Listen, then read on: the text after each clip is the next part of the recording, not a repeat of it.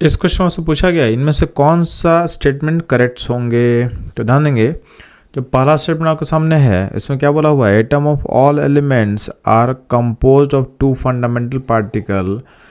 तो ये स्टेटमेंट आपका रॉन्ग हो जाएगा। क्यों? क्योंकि यहाँ पे एटम में 3 फंडामेंटल पार्टिकल होते हैं, इलेक्ट्रॉन, प्रोटॉन एंड न्यूट्रॉन। तो आपका पहला स्टेटमेंट रॉन्ग हो चुका है। ठीक है, सेकेंड स्टेटमेंट क्या दिया, mass of electron is 9.1 into 10⁻31 kg। ये आपका करेक्ट स्टेटमेंट है, ये इलेक्ट्रॉन का मास सही लिखा हुआ है। नेक्स्ट ध्यान देंगे, जो सी स्टेटमेंट है, all the isotope of a given element so same chemical property. ध्यान देना, सारे आइसोटोप में क्या होता है, इलेक्ट्रॉन सेम होता है, प्रोटॉन आपका क्या होगा, सेम होगा। ठीक है, डिफर क्या करता है, तो डिफर करता है आपके किस में, आपके न्यूट्रॉन में। तो आपका जो प्रॉपर्टी होता है केमिकल, ये डिपेंड करता है उसके इलेक्ट्रॉनिक कॉन्फ़िगरेशन पे कि कैसे कंबाइन करेगा चीज़ों से। इसलिए क्या होगा, सारे आइसोटोप का केमिकल प्रॉपर्टी क्या होगा, सेम होगा। इसलिए क्या होगा, ऑप्शन सी इसका करेक्ट आंसर होगा। देन देंगे, जो स्टेटमेंट डी दिया हुआ है, proton electrons are collectively known as nucleons, ये स्टेटमेंट रॉन्ग होगा। यहाँ पे होना क्या चाहिए था, प्रोटॉन्स एंड न्यूट्रॉन्स। इसको यहाँ पे इलेक्ट्रॉन नहीं होना चाहिए था, यहाँ पे होना चाहिए था न्यूट्रॉन। तो जो न्यूक्लियस में रिसाइड करते हैं, तो न्यूक्लियस में जो रिसाइड करेंगे उसको न्यूक्लियॉन्स बोलेंगे। तो न्यूक्लियॉन्स किसको बोलते हैं, जो न्यूक्लियस के अंदर होते हैं। तो न्यूक्लियस के अंदर कौन होता है बच्चे लोग, न्यूट्रॉन एंड प्रोटॉन। ठीक है, इसलिए आपका स्टेटमेंट डी क्या होगा, इनकरेक्ट। आपका स्टेटमेंट ई क्या बोला गया है, Dalton's atomic theory regarded the atom as an ultimate particle. ये भी सही है। तो डाल्टन्स के अकॉर्डिंग क्या था कि एटम आपका अल्टीमेट पार्टिकल होता है, एटम को आप फर्दर ब्रेक नहीं कर सकते हो। तो आप देखोगे बी, सी एंड ई, ये आपका करेक्ट स्टेटमेंट है, तो हमारे ऑप्शन बी से मैच करेगा। तो ये था इस क्वेश्चन एनालिसिस। मूव करता हूँ लोग नेक्स्ट क्वेश्चन पे। इस क्वेश्चन बोला गया कि कौन सा पेयर आइसोल्ट्रॉनिक नहीं है। ध्यान देंगे, पहला देखोगे तो एफ का एटॉमिक नंबर कितना होता है, 26। उसमें से 2 इलेक्ट्रॉन निकाल दिया तो क्या हो जाएगा, 24। एम का एटॉमिक नंबर कितना होता है, 25। उसमें से +2 स्टेट में 2 इलेक्ट्रॉन निकालते तो क्या होगा, 23। तो यहाँ पे इलेक्ट्रॉन का नंबर सेम नहीं है, तो ये जो पेयर है ये आपका आइसोट्रॉनिक नहीं होगा। ठीक है, यानी आपका जो ऑप्शन ए होगा इस क्वेश्चन का करेक्ट आंसर होगा। बाकी बात चेक कर लेंगे, तो O-2 में आपका इलेक्ट्रॉन 10 होगा और F- भी 10 होगा। Mn+2 में कितना होगा, 23, और Fe+3 में भी क्या होगा, 23। Na+ कितना होगा, 10, Mg+2 भी 10 होगा। तो अब देखोगे बी सी डी में जो भी पेयर्स हैं सबका सब क्या होगा, आपस में आइसोट्रॉनिक है। तो इसका मतलब आपसे पूछा गया था कि कौन सा पेयर आइसोट्रॉनिक नहीं होगा, तो ऑप्शन ए इसका करेक्ट आंसर होगा, जो कि हम लोग पहले टिक कर चुके हैं। तो ये था इस क्वेश्चन एनालिसिस। मूव करता हम लोग नेक्स्ट क्वेश्चन पे। इस क्वेश्चन में आपके सामने एक एलिमेंट लिखा हुआ है Lu, और इसका एटॉमिक नंबर दिया 71 और मास नंबर लिया हुआ 175। आपसे पूछा गया है इसमें कितना प्रोटॉन होगा। तो atomic number equal to proton का नंबर यानी 71 बोल सकते हो, और जितना आपके पास प्रोटॉन होता है इलेक्ट्रॉन होगा, क्योंकि एटम आपका न्यूट्रल है। अब मास नंबर में से आप एटॉमिक नंबर को माइनस कर दो तो मिल जाएगा न्यूट्रॉन, जो कि हो जाएगा 104। तो ये आपका प्रोटॉन, न्यूट्रॉन, इलेक्ट्रॉन का नंबर्स है। अब देखो किस ऑप्शन में मैच कर रहा है, तो अब देखोगे ये मैच कर रहा है हमारे साथ ऑप्शन ए के साथ। तो इस क्वेश्चन का ऑप्शन ए करेक्ट आंसर होगा। तो ये था इस क्वेश्चन एनालिसिस। मूव करते हैं हम लोग नेक्स्ट क्वेश्चन पे। इस क्वेश्चन पूछा गया कि B+2 के साथ कौन सा आयंस आइसोट्रॉनिक होगा। तो B+2 में इलेक्ट्रॉन कितना होता है बच्चे लोग, तो होता है 2। अब देखना कि 2 इलेक्ट्रॉन किस में है, तो अब देखोगे लिथियम का 3 होता है, 3 से अगर आप 1 इलेक्ट्रॉन निकाल दोगे तो इसमें क्या बचेगा, 2 बचेगा लिथियम प्लस में।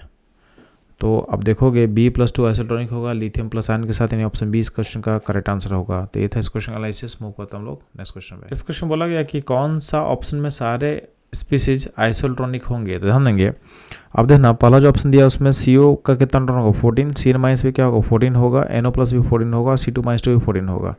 तो फर्स्ट ऑप्शन जो भी आपके पास स्पीसीज मेंशन किए हुए हैं उसमें इलेक्ट्रॉन का नंबर सेम है, तो क्या होगा, आपस में क्या होंगे, आइसोट्रॉनिक होंगे। तो ऑप्शन ए आपके क्वेश्चन का करेक्ट आंसर होगा। तो ये था इस क्वेश्चन एनालिसिस। मूव करता हम लोग नेक्स्ट क्वेश्चन पे। इस क्वेश्चन बोला गया कि CO का आइसोट्रॉनिक कौन सा आयन होगा। तो CO में यानी कार्बन मोनोऑक्साइड में आपका इलेक्ट्रॉन 14 है। अब चेक करोगे तो CN- में इलेक्ट्रॉन कितना होगा, 14 होगा। N2+ में कितना होगा, 13 होगा। N2- में 15 होगा, और O-2 में क्या होगा, 10 होगा। तो इन सबको कंपेयर करोगे तो किस में 14 है, तो 14 है आपके ऑप्शन ए में। तो जो CN- होगा ये आपके कार्बन मोनोऑक्साइड के साथ क्या होगा, आइसोट्रॉनिक होगा। तो आपका ऑप्शन जो ए होगा एक करेक्ट आंसर होगा। तो ये था इस क्वेश्चन एनालिसिस। मूव करता हूँ लोग नेक्स्ट क्वेश्चन पे। आपसे पूछा गया है कि कौन सा ऑक्साइड आयन के साथ आइसोटोनिक नहीं होगा। तो ऑक्साइड आयन का जो इलेक्ट्रॉन होगा 10, Na+ का भी 10, F- का भी 10 होता है, N-3 का 3- का भी क्या होगा 10 होगा। यहाँ पे थैलियम +1 है, तो थैलियम का एटॉमिक नंबर 81 होता है, तो उसमें इलेक्ट्रॉन निकालने पे क्या होगा 80 हो जाएगा। इसका मतलब ऑप्शन जो ए है ये आपके ऑक्साइड आयन के साथ आइसोटोनिक नहीं होने वाला है। तो इस क्वेश्चन का करेक्ट आंसर क्या होगा ऑप्शन ए। तो ये था इस क्वेश्चन एनालिसिस। मूव करता हूँ लोग नेक्स्ट क्वेश्चन पे। इस क्वेश्चन में आपके सामने रेडियो वेव का फ्रीक्वेंसी का वैल्यू दिया हुआ है 1368 किलो हर्ट्ज और आपको स्पीड ऑफ लाइट दिया हुआ है 3 × 10⁸ मीटर पर सेकेंड। इसका यूज करके आपको इसका वेवलेंथ का वैल्यू बताना है। तो सिंपल आपको रिलेशन पता होना चाहिए कि वेवलेंथ इनटू फ्रीक्वेंसी का जो वैल्यू होता है equal to speed of light होता है, सी होता है। तो आपको लैम्डा निकालना है, तो क्या करोगे आप स्पीड ऑफ लाइट को डिवाइड करोगे फ्रीक्वेंसी से। इस क्वेश्चन में स्पीड ऑफ लाइट का वैल्यू कितना दिया 3 × 10⁸ और फ्रीक्वेंसी का वैल्यू किलो हर्ट्ज में है, तो उसको आप हर्ट्ज में चेंज करो। तो 1368 × 10⁻³ कर लो। अभी डिवाइड करने पे यहाँ पे जो होगा पावर बचेगा 10⁵ बचेगा, नीचे 1368 है। आप सिंपली क्या करो ना, यहाँ का जो 3 जीरो है उसको 3 के साथ मल्टीप्लाई करो, तो हो जाएगा 3000 × 10⁻² हो जाएगा और यहाँ पे हो जाएगा 1368। अब इसको आप डिवाइड कर लो तो वैल्यू जो आएगा ये हो जाएगा 2.192 के आसपास आएगा और इंटू यहाँ पे 100 है, 10⁻² मतलब 100। अब इसको मल्टीप्लाई करने पे वैल्यू हो जाएगा 2192 मीटर। यानी हमारा जो आंसर है मैच करेगा ऑप्शन सी के साथ। तो ये था इस क्वेश्चन का सॉल्यूशन और उसका कैलकुलेशन का स्टेप्स। तो इसमें आपको ध्यान देना कि आपको कैलकुलेशन स्टेप्स को भी हम समझाते जा रहे हैं ताकि आप एग्जाम में इस तरह से इसको आप अप्लाई कर सको। तो मूव करते हैं बच्चों हम लोग नेक्स्ट क्वेश्चन पे। इस क्वेश्चन में आपसे पूछा गया है कि हाइड्रोजन स्पेक्ट्रम में कौन सा ट्रांजिशन विजिबल रीजन में लाई करेगा। तो आपको पता है कि हाइड्रोजन स्पेक्ट्रम में जो आपका बामर सीरीज है ये विजिबल रीजन में लाई करता है। तो इस क्वेश्चन का करेक्ट आंसर होगा ऑप्शन सी। इसके अलावा जो लाइमन सीरीज होता है ये लाई करता है यूवी रे में, ठीक है। उसके अलावा जितना भी है वो सब लाई करेगा आपके इंफ्रारेड रीजन में। तो विजुअल रीजन में बस एक ही होता है, कौन होता है बामर। इनफैक्ट यूवी रेंज में भी सिर्फ एक ही होगा, कौन होगा लाइमन। तो इसका आंसर सी होगा। तो ये था सिंपल क्वेश्चन और इसका सॉल्यूशन। मूव करता हूँ लोग नेक्स्ट क्वेश्चन पे। इस क्वेश्चन में आपके सामने लाइट का वेवलेंथ दिया हुआ है 45 नैनोमीटर। आपसे पूछा गया है इस लाइट के पार्टिकल का आपको एनर्जी पता करना है जूल में। तो सिंपल आप अप्लाई करोगे फॉर्मूला, एनर्जी इक्वल टू क्या होगा Sc/λ और यहाँ लैम्डा पुट करना पड़ेगा आपको मीटर में, तो आपका वैल्यू निकलता है इसका जूल में। अब ध्यान देंगे इस क्वेश्चन में अगर आप H का वैल्यू अलग पुट करोगे, C का वैल्यू अलग पुट करोगे तो आपको कैलकुलेशन ज़्यादा लंबा करना पड़ेगा। तो आपके लिए सिंपली मैं समझा रहा हूँ कि अगर हमको एनर्जी जूल में निकालना होगा, लैम्डा पुट करेंगे मीटर में, तो सिंपली आप Sc का वैल्यू को ले सकते हो। इसको आप याद कर लो, ये होता है 2 × 10⁻⁻25। तो आपके लिए हम लोग सिंप्लीफाई कर दिए कि आपको Sc का वैल्यू को याद कर लेना, कितना होगा 2 × 10⁻⁻25। अब इसको हम लोग पुट करते हैं तो एनर्जी इक्वल टू क्या होगा Sc/λ। Sc का वैल्यू होगा 2 × 10⁻⁻25, लैम्डा का वैल्यू है नैनोमीटर में, उसको चेंज करें मीटर में तो हो जाएगा 45 × 10⁻⁹ मीटर। अब इसको कैलकुलेशन करेंगे तो हो जाएगा 2 × 10⁻16/45। अब इसको और सिंप्लीफाई करने के लिए हम क्या करेंगे, इसको 200 कर देते हैं ऊपर वाले 2 को, तो यहाँ पे पावर होगा 10⁻18 हो जाएगा और नीचे हो जाएगा 45। इससे क्या होगा कैलकुलेशन थोड़ा इजी हो जाएगा। तो यानी हमको समझ में आ गया कि 200/45 करेंगे तो वैल्यू ऑलमोस्ट 4 के आसपास रहेगा। तो ये 4 के आसपास होगा और पावर होगा 10⁻18। तो अगर हमको देखा जाए तो हम डायरेक्टली ऑप्शन टिक कर सकते हैं, ऑप्शन डी, यानी बिना फर्दर कैलकुलेशन के हम आंसर को टिक कर सकते हैं। और आप कैलकुलेशन करते भी हो तो 200/45 का जो वैल्यू निकलेगा ये वैल्यू निकलेगा 4.42। तो आपका जो आंसर होगा एग्जैक्ट आपके ऑप्शन डी से मैच कर जाएगा। तो इस तरह के कैलकुलेशन के प्रोसेस समझने के लिए हमारे साथ बने रहें। मिलते हैं हम लोग नेक्स्ट क्वेश्चन में। इस क्वेश्चन में आपको सामने प्लैंक कांस्टेंट का वैल्यू दिया हुआ है और स्पीड ऑफ लाइट का वैल्यू दिया हुआ है नैनोमीटर पर सेकंड में, ठीक है। और आपको फ्रीक्वेंसी का वैल्यू दिया हुआ है पर सेकंड में। आपसे वेवलेंथ निकालना है नैनोमीटर्स में। तो सिंपल आप अप्लाई करोगे frequency into lambda equal to C. चूँकि आपका फ्रीक्वेंसी है पर सेकंड में और स्पीड ऑफ लाइट दिया हुआ है नैनोमीटर पर सेकंड में, तो सिंपली आपका लेमडा किस में निकल जाएगा, आपका निकल जाएगा नैनोमीटर में। तो आप अगर आपको लेमडा निकालना तो क्या होगा, सी को डिवाइड करोगे आप किससे, फ्रीक्वेंसी से, तो सी का वैल्यू हो जाएगा 3 × 10⁻17 नैनोमीटर पर सेकेंड। और यहाँ पे पुट करो इसको, तो हो जाएगा इतना। सॉल्व करो तो ऊपर आ जाएगा 300 और नीचे हो जाएगा 6, तो वैल्यू हो जाएगा 50, यानी 50 नैनोमीटर होगा आपका लेमडा का वैल्यू। तो इसका जो करेक्ट आंसर होगा ये होगा ऑप्शन ए। तो ये था इस क्वेश्चन का सॉल्यूशन। मूव करते हम लोग नेक्स्ट क्वेश्चन पे। इस क्वेश्चन में आपसे बोला गया है कि लॉ ऑफ फोटोकेमिकल इक्विवेलेंस का यूज करते हुए आपको बताना है एनर्जी इन अर्ज पर मोल, यानी सिंपली क्या करना है, आपको सीजीएस यूनिट्स में आपको बताना है एनर्जी 1 मोल फोटोन पार्टिकल का इन टर्म्स ऑफ लेमडा। तो क्या होगा, हम सिंपली पुट करेंगे hc/λ और इसको na से मल्टीप्लाई कर देंगे। इसमें चूंकि सीजीएस वैल्यू दिया हुआ सारे कांस्टेंट का, उसको यूज कर ले आप। तो h का वैल्यू होगा 6.62 × 10⁻27, ठीक है। आपके c का वैल्यू कितना होगा, 3 × 10⁻10। लेमडा को छोड़ दो लेमडा में, क्योंकि लेमडा आपको के फॉर्म में आपको निकालना है। इंटू na कर लो तो 6.02 × 10⁻23 कर लेना है आपको। तो 10 का पावर को जब आप क्लब करोगे ना, तो इसको जब करोगे तो आ जाएगा 10⁻6, और इसको जब मल्टीप्लाई करोगे 6.62 × 3 × 6.02, तो वैल्यू आ जाएगा 119.55 के आसपास बाय लेमडा। तो इसको और इस तो 1.1955 10⁻8 बोल सकते हो बाय लेमडा, और इसको आप राउंड ऑफ करके बोल सकते हो अराउंड 1.196 × 10⁻8 बाई लेमडा। और हमारा सॉल्यूशन जो मैच करेगा ऑप्शन ए के साथ मैच करेगा। तो ये था इस क्वेश्चन का सॉल्यूशन इन कैलकुलेशन प्रोसेस। तो इस तरह के कैलकुलेशन प्रोसेस को कैसे सॉल्व करना है उसको भी आप ऑब्जर्व कर सकते हो ड्यूरिंग सॉल्यूशन देखते हुए। तो ये था इस क्वेश्चन का एनालिसिस। मूव करते हैं हम लोग नेक्स्ट क्वेश्चन पे। इस क्वेश्चन में 2 अलग अलग फोटोन का एनर्जी का वैल्यू दिया हुआ है और बोला है उसके लेमडा में रिलेशन क्या होगा। तो इस क्वेश्चन में ध्यान देना, आपको जो पहले फोटोन का एनर्जी का वैल्यू है 25 इलेक्ट्रॉन वोल्ट और दूसरे का 50 इलेक्ट्रॉन वोल्ट है। आपको पता है कि इक्वल टू क्या होता है, c/λ। इसका मतलब क्या होता है, एनर्जी और लेमडा में रिलेशन इन्वर्स का होता है। तो आपको पता है कि E1 जो है उसका ट्वाइस इक्वल टू E2 होगा।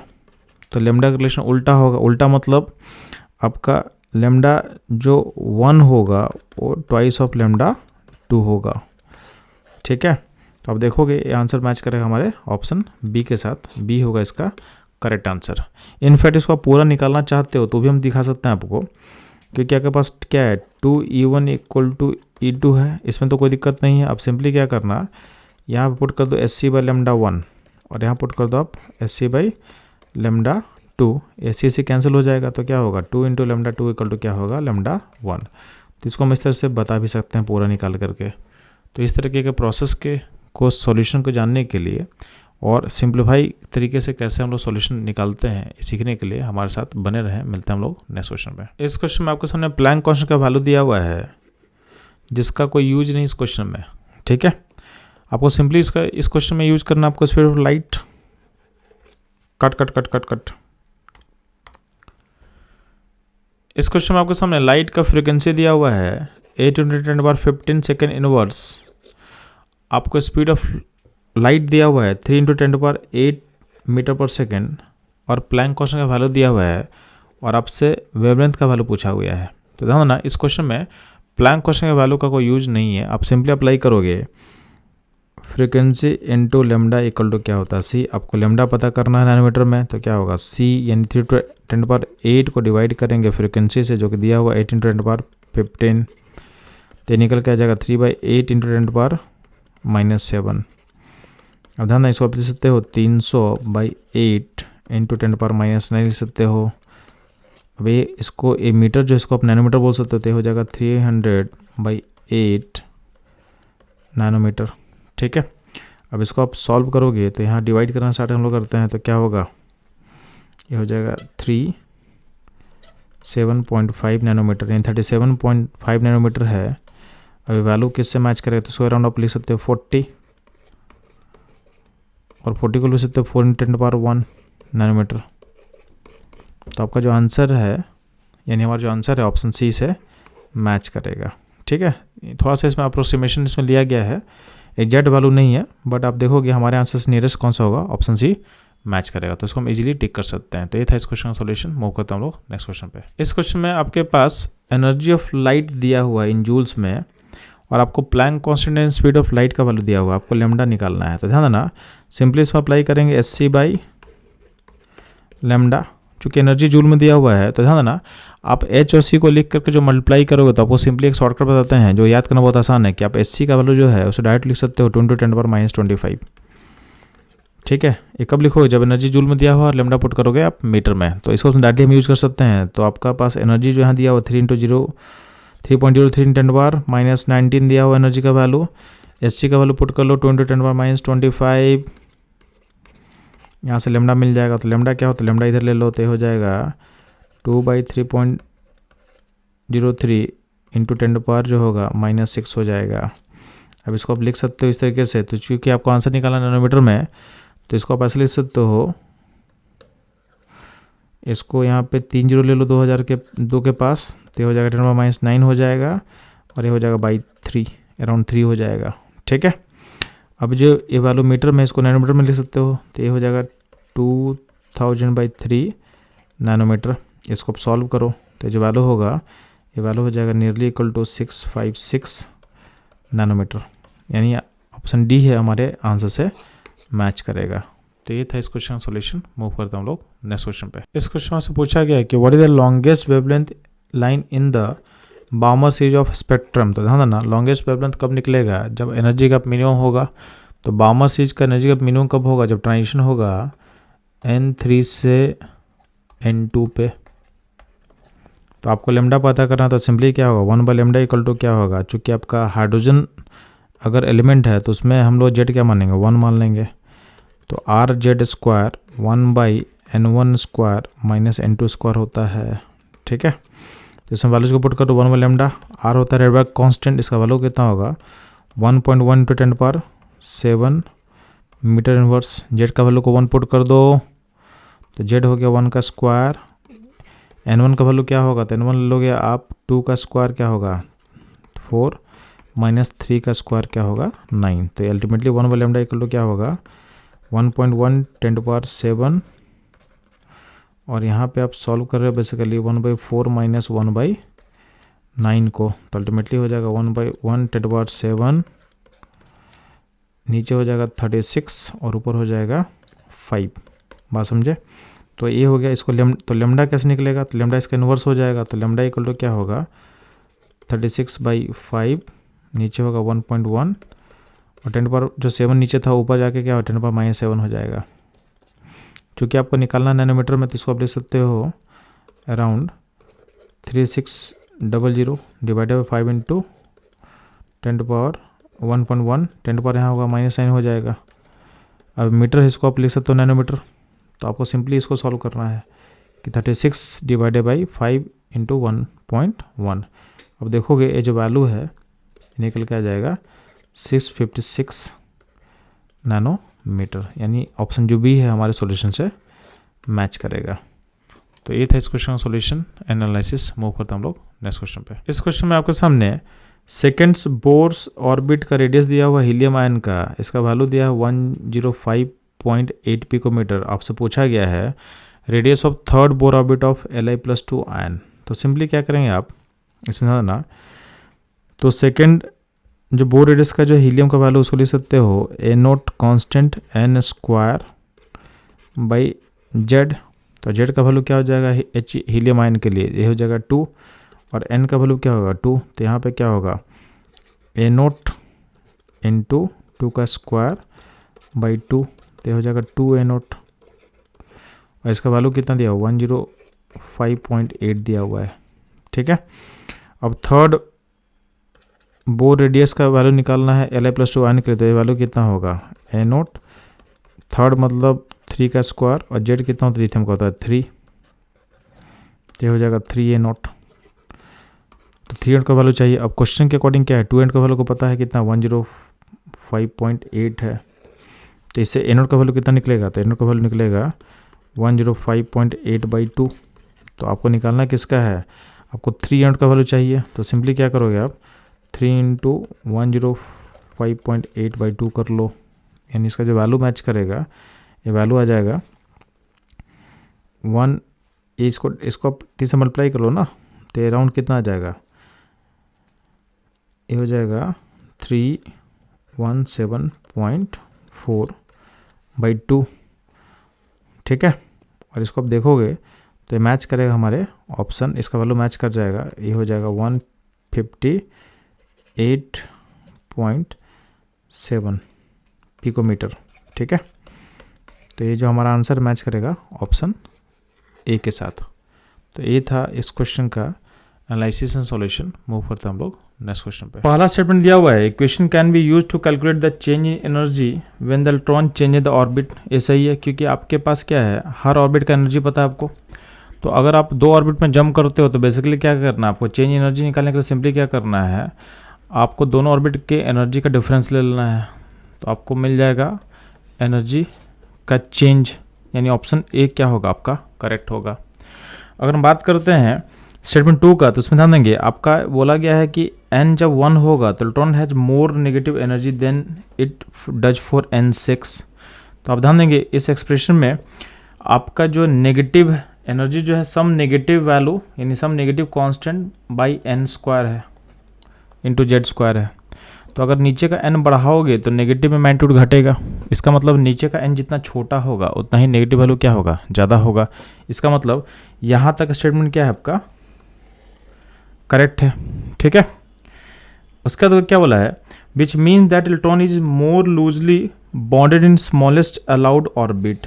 अब जो यहाँ का जो पार्ट है ना, ये पार्ट क्या है, ये पार्ट करेक्ट नहीं है, क्योंकि आपका अगर न्यूक्लियस के पास जितना आपका ऑर्बिट होगा, ठीक है, उतना ही इलेक्ट्रॉन पर अट्रैक्शन क्या होगा, ज़्यादा होगा प्रोटॉन का, उतना ही उसमें क्या होगा आपका इलेक्ट्रॉन जो है टाइटली बॉन्डेड होगा, लूजली बॉन्डेड नहीं होते। ये पार्ट स्टेटमेंट का इनकरेक्ट है। तो आपका जो स्टेटमेंट बी हो सकता है ये इनकरेक्ट हो सकता है, ठीक, क्योंकि जो सेकेंड पार्ट स्टेटमेंट का क्या है रॉन्ग है। हम बात करते हैं ऑप्शन सी का। तो सी में ध्यान देंगे, सी में क्या बोला हुआ है, the negative sign in the equation simply mean the energy of the electron bound to the nucleus is lower than it would be if electron were at the infinite distance from the nucleus। इसका मतलब है कि अगर आपका infinity पे बात करते हैं एनर्जी, जब r इन्फाइनाइट होगा तो उसमें एनर्जी क्या होगा, 0 होगा। और नेगेटिव का मतलब क्या होता है ना, नेगेटिव मतलब अगर मान लेते हैं कि आपका n1 है, अगर n का वैल्यू अगर 1 मान लेते हैं, उस केस में एनर्जी क्या होगा, सम नेगेटिव के इन जो k कांस्टेंट है ये वैल्यू इतना होगा।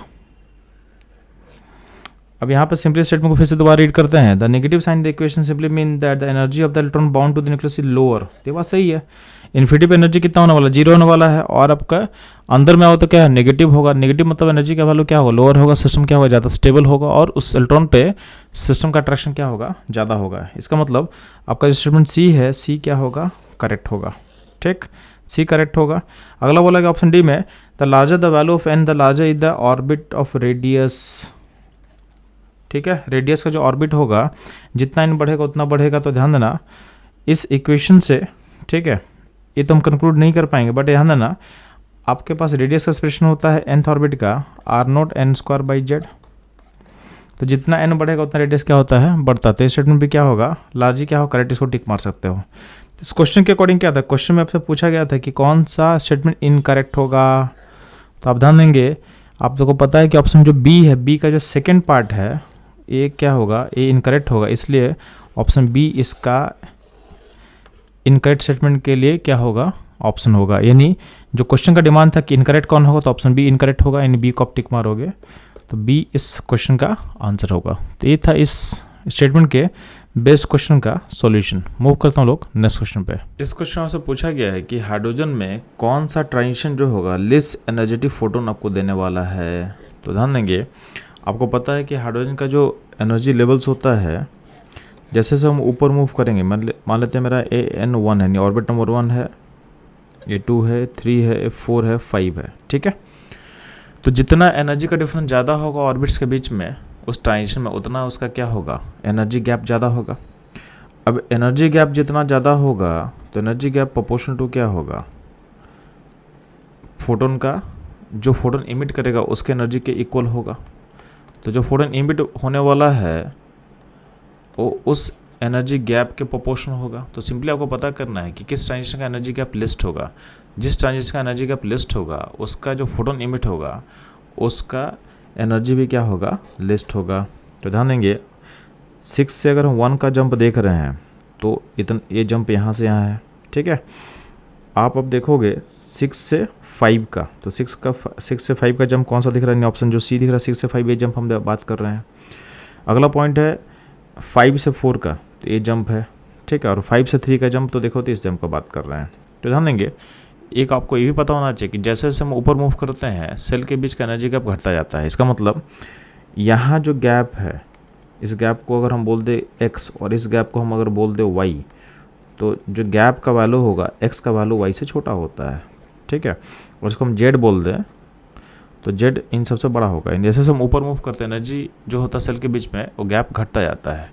तो आप इस इन्फॉर्मेशन का यूज करोगे तो सबसे लिस्ट जो वो गैप दिखेगा कौन सा दिखेगा, x दिखेगा, यानी 6 से 5 का जंप। तो यहाँ का एनर्जी गैप अगर लिस्ट है तो यहाँ से जो फोटोन इमिट होगा उसका एनर्जी भी क्या होगा, लिस्ट होगा, यानी यहाँ से लिस्ट एनर्जेटिक फोटोन हमको मिलने वाला है। तो ये था इस क्वेश्चन का सॉल्यूशन, ऑप्शन सी हमारा करेक्ट आंसर होगा। तो बस चलो मिलते हैं हम लोग नेक्स्ट क्वेश्चन में। इस क्वेश्चन में हाइड्रोजन एटम का सेकेंड बोर ऑर्बिट का एनर्जी दिया हुआ -328 किलो जूल पर मोल। अब आपको पता करना है एनर्जी ऑफ फोर्थ ऑर्बिट। तो ध्यान देंगे एनर्जी का जो एक्सप्रेशन होता है उसको बोल सकते हैं nth ऑर्बिट का माइनस सम कांस्टेंट z² होता है। यहाँ पे चूंकि हाइड्रोजन एटम है तो इसके लिए z क्या हो जाएगा, z हो जाएगा 1, इसको पुट कर दो तो हो जाएगा k 1 का स्क्वायर और नीचे हो जाएगा n हो जाएगा 2, तो 2 का स्क्वायर हो गया, यानी वैल्यू क्या होगा -k/4। और ये वैल्यू कितना दिया हुआ क्वेश्चन में दिया हुआ है -328, ठीक है, किलो जूल पर मोल। अब ध्यान देंगे आपको निकालना एनर्जी ऑफ फोर्थ ऑर्बिट। तो फोर्थ ऑर्बिट क्या होगा -k, हाइड्रोजन के लिए z क्या होगा 1, तो 1 का स्क्वायर कर लो और n होगा 4, तो 4 का स्क्वायर कर लो, तो वैल्यू कितना आ जाएगा -k/16। इसको आप लिख सकते हो 1/4 बाहर ले लो और -k/4 लिख सकते हो और -k/4 का वैल्यू यहाँ से पुट कर दो जो कि क्वेश्चन के अकॉर्डिंग हम निकाल चुके थे। तो ये हो जाएगा एनर्जी ऑफ जो फोर्थ ऑर्बिट होगा ये 1/4 टाइम्स -328 होगा, तो अल्टीमेटली हो जाएगा ये -82 किलो जूल पर मोल, यानी हमारा जो आंसर होगा ऑप्शन बी से मैच करेगा। तो चलो ये था इस क्वेश्चन का सॉल्यूशन। मूव करता हम लोग नेक्स्ट क्वेश्चन पे। इस क्वेश्चन से पूछा गया है फ्रीक्वेंसी ऑफ रेडिएशन आपको निकालना है जब इलेक्ट्रॉन फॉल करेगा फ्रॉम n4 से n1 पे इन हाइड्रोजन एटम, और का गिवन दिया हुआ है ionisation potential of hydrogen atom दिया हुआ है 2.18 × 10⁻18 जूल पर एटम, और आपको प्लैंक कांस्टेंट का वैल्यू दिया हुआ है।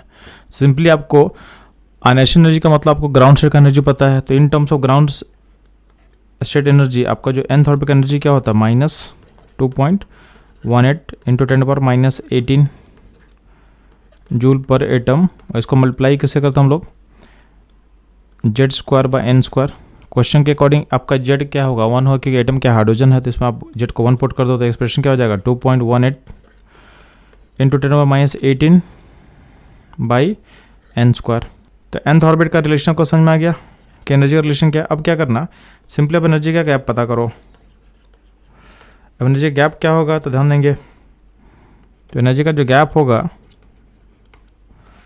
इस गैप में आप E1 से -E4 कर लो, तो आपके पास nth ऑर्बिट के एनर्जी का एक्सप्रेशन आ चुका है। अब सिंपली क्या करना है आपको n4 से 1 का जो जंप हो रहा है उसका एनर्जी का गैप पता करना है। तो गैप का वैल्यू कैसे पता चलेगा बच्चे लोग, तो आपको चूंकि एनर्जी के गैप को पॉजिटिव रखना है तो आप क्या करोगे E4 - E1 करना, क्योंकि E4 का एनर्जी क्या होता है हाइयर होता है एज कम्पेयर टू E1।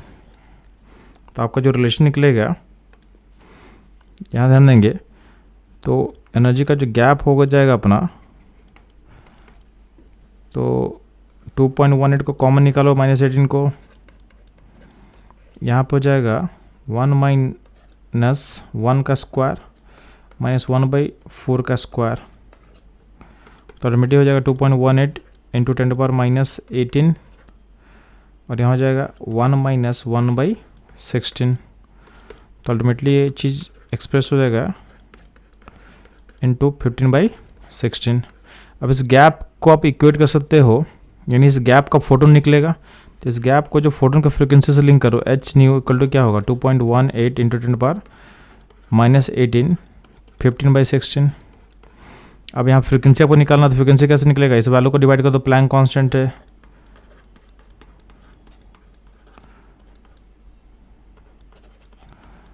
तो ये हो जाएगा 6.626 10⁻⁻34। ठीक, अब इसको जब सॉल्व करेंगे तो ऊपर हो जाएगा 2.18, नीचे हो जाएगा 6.626 इंटू 15/16 यहाँ पर हो जाएगा, और यहाँ पर हो जाएगा 10⁻16 हो जाएगा। अब ध्यान देंगे, अब हमको ऑप्शन को टिक करना है। अब यहाँ पे ऑप्शन देना, सब जगह 10 का पावर कितना दिया, 15 दिया हुआ है, तो मेरे पास अप्रोक्सीमेशन का स्कोप काफ़ी कम बचता है। तो देखते हैं, एक बार चेक कर लेते हैं हम लोग। तो इसमें क्या करेंगे, इसको ऑलमोस्ट हम इसको क्या कर सकते हैं, इसको ऑलमोस्ट एक, अगर देखोगे आप तो 15/16 को ऑलमोस्ट आप कैंसिल कर सकते हो। इससे आपके आंसर में ज़्यादा फर्क नहीं पड़ने वाला है। ठीक है, तो आपके पास आएगा 2.18 और यहाँ पर जाएगा 6.6, इसको ऐसा मान सकते हो। तो इसको 2.2 मान लो आप, तो ये हो जाएगा ऑलमोस्ट क्या होगा 1/3 इंटू 10⁻16। अब जो 1/3 होगा ये ऑलमोस्ट क्या होगा 0.33 हो सकता है। इसको आप अगर फर्दर सॉल्व करो तो क्या होगा 3.3 इंटू 10 क्या होगा 15 हो जाएगा। तो आपका जो हमारा जो आंसर है होगा किस ऑप्शन मैच कर रहा है, तो मैच कर रहा है ऑप्शन सी के साथ, क्लोजली मैच कर रहा है, तो हम सी को टिक कर सकते हैं। इनफैक्ट आप अगर पूरा का पूरा एग्जैक्ट सॉल्व करते तो आपका ऑप्शन जो सी होगा वही आंसर आपका आता। तो इस तरह से आपको अप्रोक्सीमेशन अप्लाई करना है और अपने कैलकुलेशन को क्या करना है, मिनिमाइज करके क्वेश्चन को जल्दी बनाने के लिए ट्राई करना है। तो इस तरह के सॉल्यूशंस के लिए हमारे साथ बने रहें। मिलते हैं हम लोग नेक्स्ट क्वेश्चन में। इस क्वेश्चन में आपके पास हाइड्रोजन एटम के फर्स्ट एक्साइटेड स्टेट का एनर्जी का वैल्यू दिया हुआ है -3.4 इलेक्ट्रॉन वोल्ट। आपसे पूछा गया है कि सेम ऑर्बिट में हाइड्रोजन एटम का जो इलेक्ट्रॉन है उसका काइनेटिक एनर्जी का वैल्यू क्या होगा।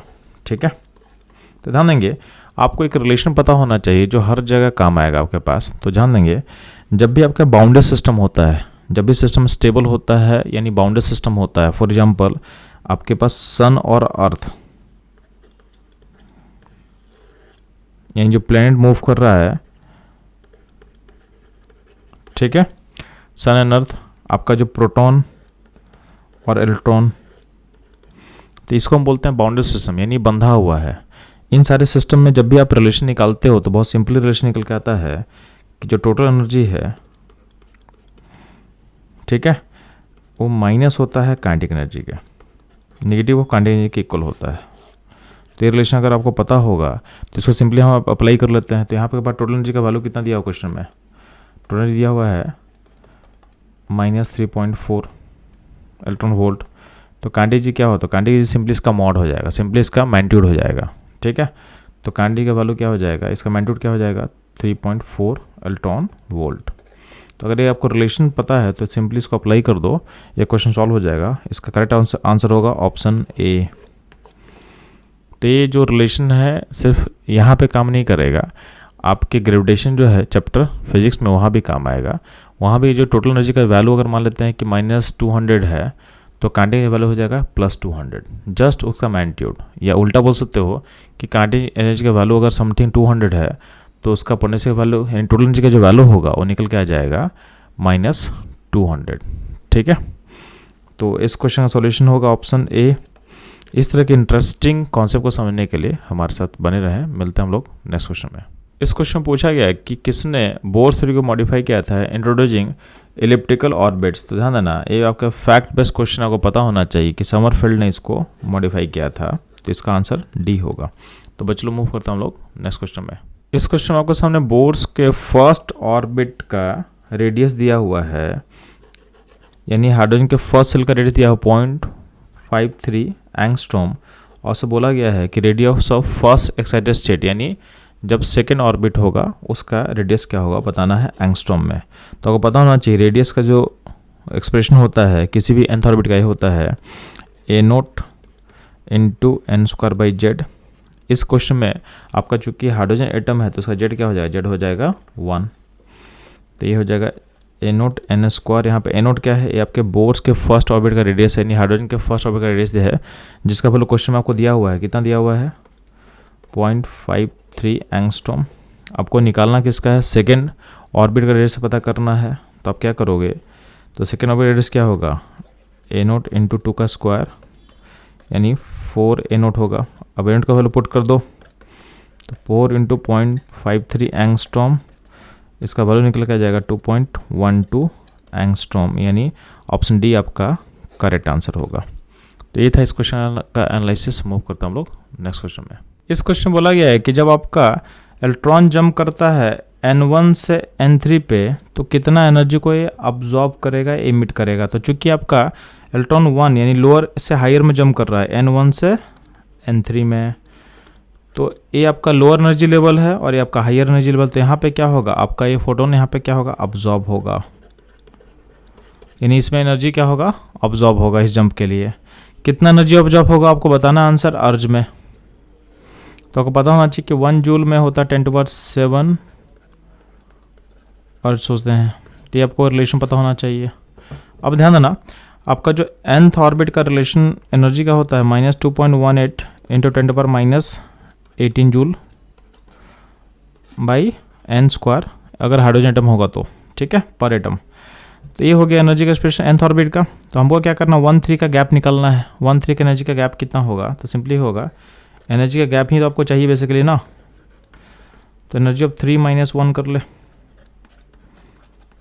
तो ये वैल्यू क्या होगा, तो 2.18 कॉमन बाहर निकल जाएगा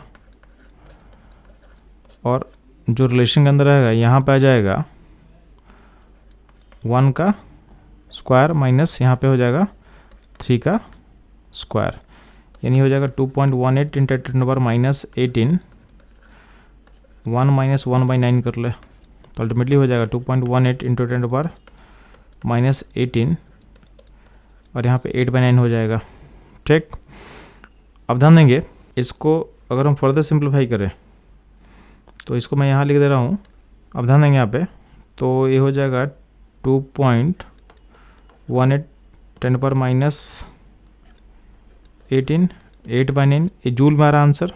इसको अर्ज में चेंज करने के लिए क्या करेंगे, यहाँ जूल था ना, तो इसको अर्ज में करेंगे 10% फैक्टर से मल्टीप्लाई कर ले, तो इसको आप राउंड अप कर, तो ये ऑलमोस्ट क्या होगा, ये ऑलमोस्ट कैंसिल करने वाला है। तो हो जाएगा 2.18 × 10⁻11 के आसपास आपका आंसर आएगा। तो चूंकि ये वैल्यू हल्का सा छोटा था 8, तो आपका जो आंसर होगा 2.18 से हल्का सा छोटा होगा। चूंकि यहाँ पे 8 और 9 को हम काट दिया है ना, और 8 क्या हल्का सा छोटा है, तो इसका मतलब क्या है कि आपका जो वैल्यू है हल्का सा छोटा आएगा, यानी 2.18 से हल्का सा छोटा आंसर होगा। तो आपका जो ऑप्शन सी होगा इस क्वेश्चन का करेक्ट आंसर होगा। तो इस तरह के logical approach and easy calculation के लिए हमारे साथ बने रहें। मिलते हैं हम लोग नेक्स्ट क्वेश्चन में। इस क्वेश्चन में हाइड्रोजन के ग्राउंड स्टेट का रेडियस दिया हुआ है, यानी आपके N1, यानी हाइड्रोजन के फर्स्ट ऑर्बिट का रेडियस दिया हुआ है 0.53 एंगस्ट्रॉम, जिसको हम बोलते हैं बोर्स रेडियस ही बोलते हैं, ठीक है। और आपको पता करना है कि Li+2 यानी हाइड्रोजन लाइक आयन का Li+2 आयन का फर्स्ट ऑर्बिट का रेडियस क्या होगा। तो ध्यान देंगे, आपका जो फर्स्ट ऑर्बिट का रेडियस होता है उसका वैल्यू होता है, यानी आपका जो कट इस क्वेश्चन में हाइड्रोजन के ग्राउंड स्टेट का रेडियस दिया हुआ है, यानी आपके फर्स्ट ऑर्बिट का रेडियस दिया हुआ है, यानी n = 1 का रेडियस दिया हुआ है 0.53 एंगस्ट्रॉम, और इसी को हम बोलते हैं बोर्स रेडियस,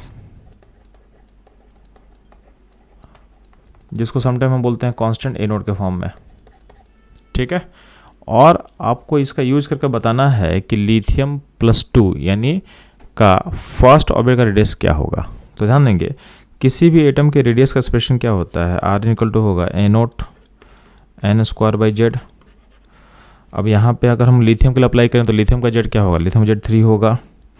और यहाँ पे लिथियम के लिए N1 के लिए हमसे पूछा गया तो उसका N1 पुट कर सकते हैं। तो लिथियम के लिए फर्स्ट ऑर्बिट का जो रेडियस होगा A0 × 1 का स्क्वायर बाई 3, यानी A0/3। अब जो A0 का वैल्यू होगा एक क्वेश्चन में दिया हुआ है, यानी A0 बेसिकली क्या होता है, हाइड्रोजन के फर्स्ट ऑर्बिट का रेडियस जो क्वेश्चन में दिया हुआ है 0.53 एंगस्ट्रॉम, तो इसको पुट कर दो, तो 0.53/3 तो ये जो वैल्यू मैच करेगा ये ऑलमोस्ट हो जाएगा 0.17 एंगस्ट्रॉम के आसपास होगा।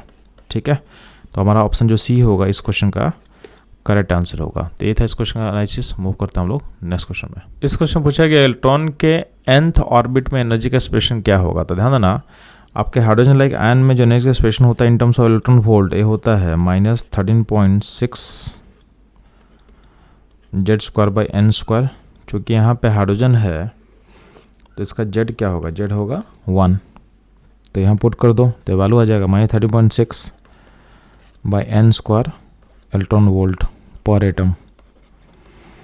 तो हमारी जो एक्सप्रेशन है ऑप्शन सी से मैच करेगा। तो इस क्वेश्चन का करेक्ट आंसर होगा ऑप्शन सी। ये था इस क्वेश्चन का सॉल्यूशन। मूव करता हूँ लोग नेक्स्ट क्वेश्चन में। इस क्वेश्चन बोला है कि हीलियम का जो स्पेक्ट्रम है किसके सिमिलर होगा। तो ध्यान देना, हीलियम क्या है, हीलियम 2 इलेक्ट्रॉन सिस्टम है। तो आपको देखना है कि आपके गिवन ऑप्शन में किस में 2 इलेक्ट्रॉन होगा, उससे इसका स्पेक्ट्रम मैच करेगा। तो आप देखोगे Li प्लस में भी 2 इलेक्ट्रॉन है, तो इसका जो स्पेक्ट्रम होगा हीलियम के साथ क्या होगा, सिमिलर होगा। तो सिंपली इसमें आपको मैच करना था कि किसका इलेक्ट्रॉन सिमिलर होगा, उनका स्पेक्ट्रम क्या होगा, मैच करेगा। तो ये था इस क्वेश्चन का एनालिसिस एंड सॉल्यूशन। मूव करता हम लोग नेक्स्ट क्वेश्चन में। इस क्वेश्चन में हाइड्रोजन के फर्स्ट ऑर्बिट का रेडियस r दिया हुआ है, यानी आपको बोर्स रेडियस दे दिया है। ठीक है, और आपसे पूछा गया है कि nth ऑर्बिट का रेडियस का एक्सप्रेशन क्या होगा। तो सिंपल है, nth ऑर्बिट का रेडियस का एक्सप्रेशन क्या होता है बच्चों लोग, तो ये हो जाएगा बोर्स रेडियस इंटू n²/z। और z का वैल्यू इसमें क्या पुट करेंगे, 1 पुट करेंगे, क्योंकि यहाँ पे हाइड्रोजन एटम का z क्या होगा 1। तो ये होगा rn², यानी nth ऑर्बिट का रेडियस जो होगा rn² होगा। और ये किससे मैच करेगा, तो मैच करेगा हमारे ऑप्शन ए के साथ। तो ये था इस क्वेश्चन का सॉल्यूशन। मूव करता हम लोग नेक्स्ट क्वेश्चन में। इस क्वेश्चन में हीलियम आयन का ग्राउंड स्टेट यानी N1 का एनर्जी बताया हुआ -x। आपको बताना है इसके टर्म में B+3 आयन का एनर्जी ऑफ N2 यानी सेकेंड लेवल का एनर्जी आपको बताना है। तो ध्यान देंगे, अगर हम बात करते हैं हाइड्रोजन लाइक आयंस का, तो उसका जो एनर्जी का जो एक्सप्रेशन होता है ये होता है energy of ground state of hydrogen into Z²/n²। ठीक है, अब ध्यान देंगे, अगर इसको हम He+ आयन के लिए पुट करते हैं तो He+ आयन का यहाँ पे Z क्या होगा, Z होगा 2 और n होगा 1, चूँकि क्वेश्चन मेंशन किया हुआ है।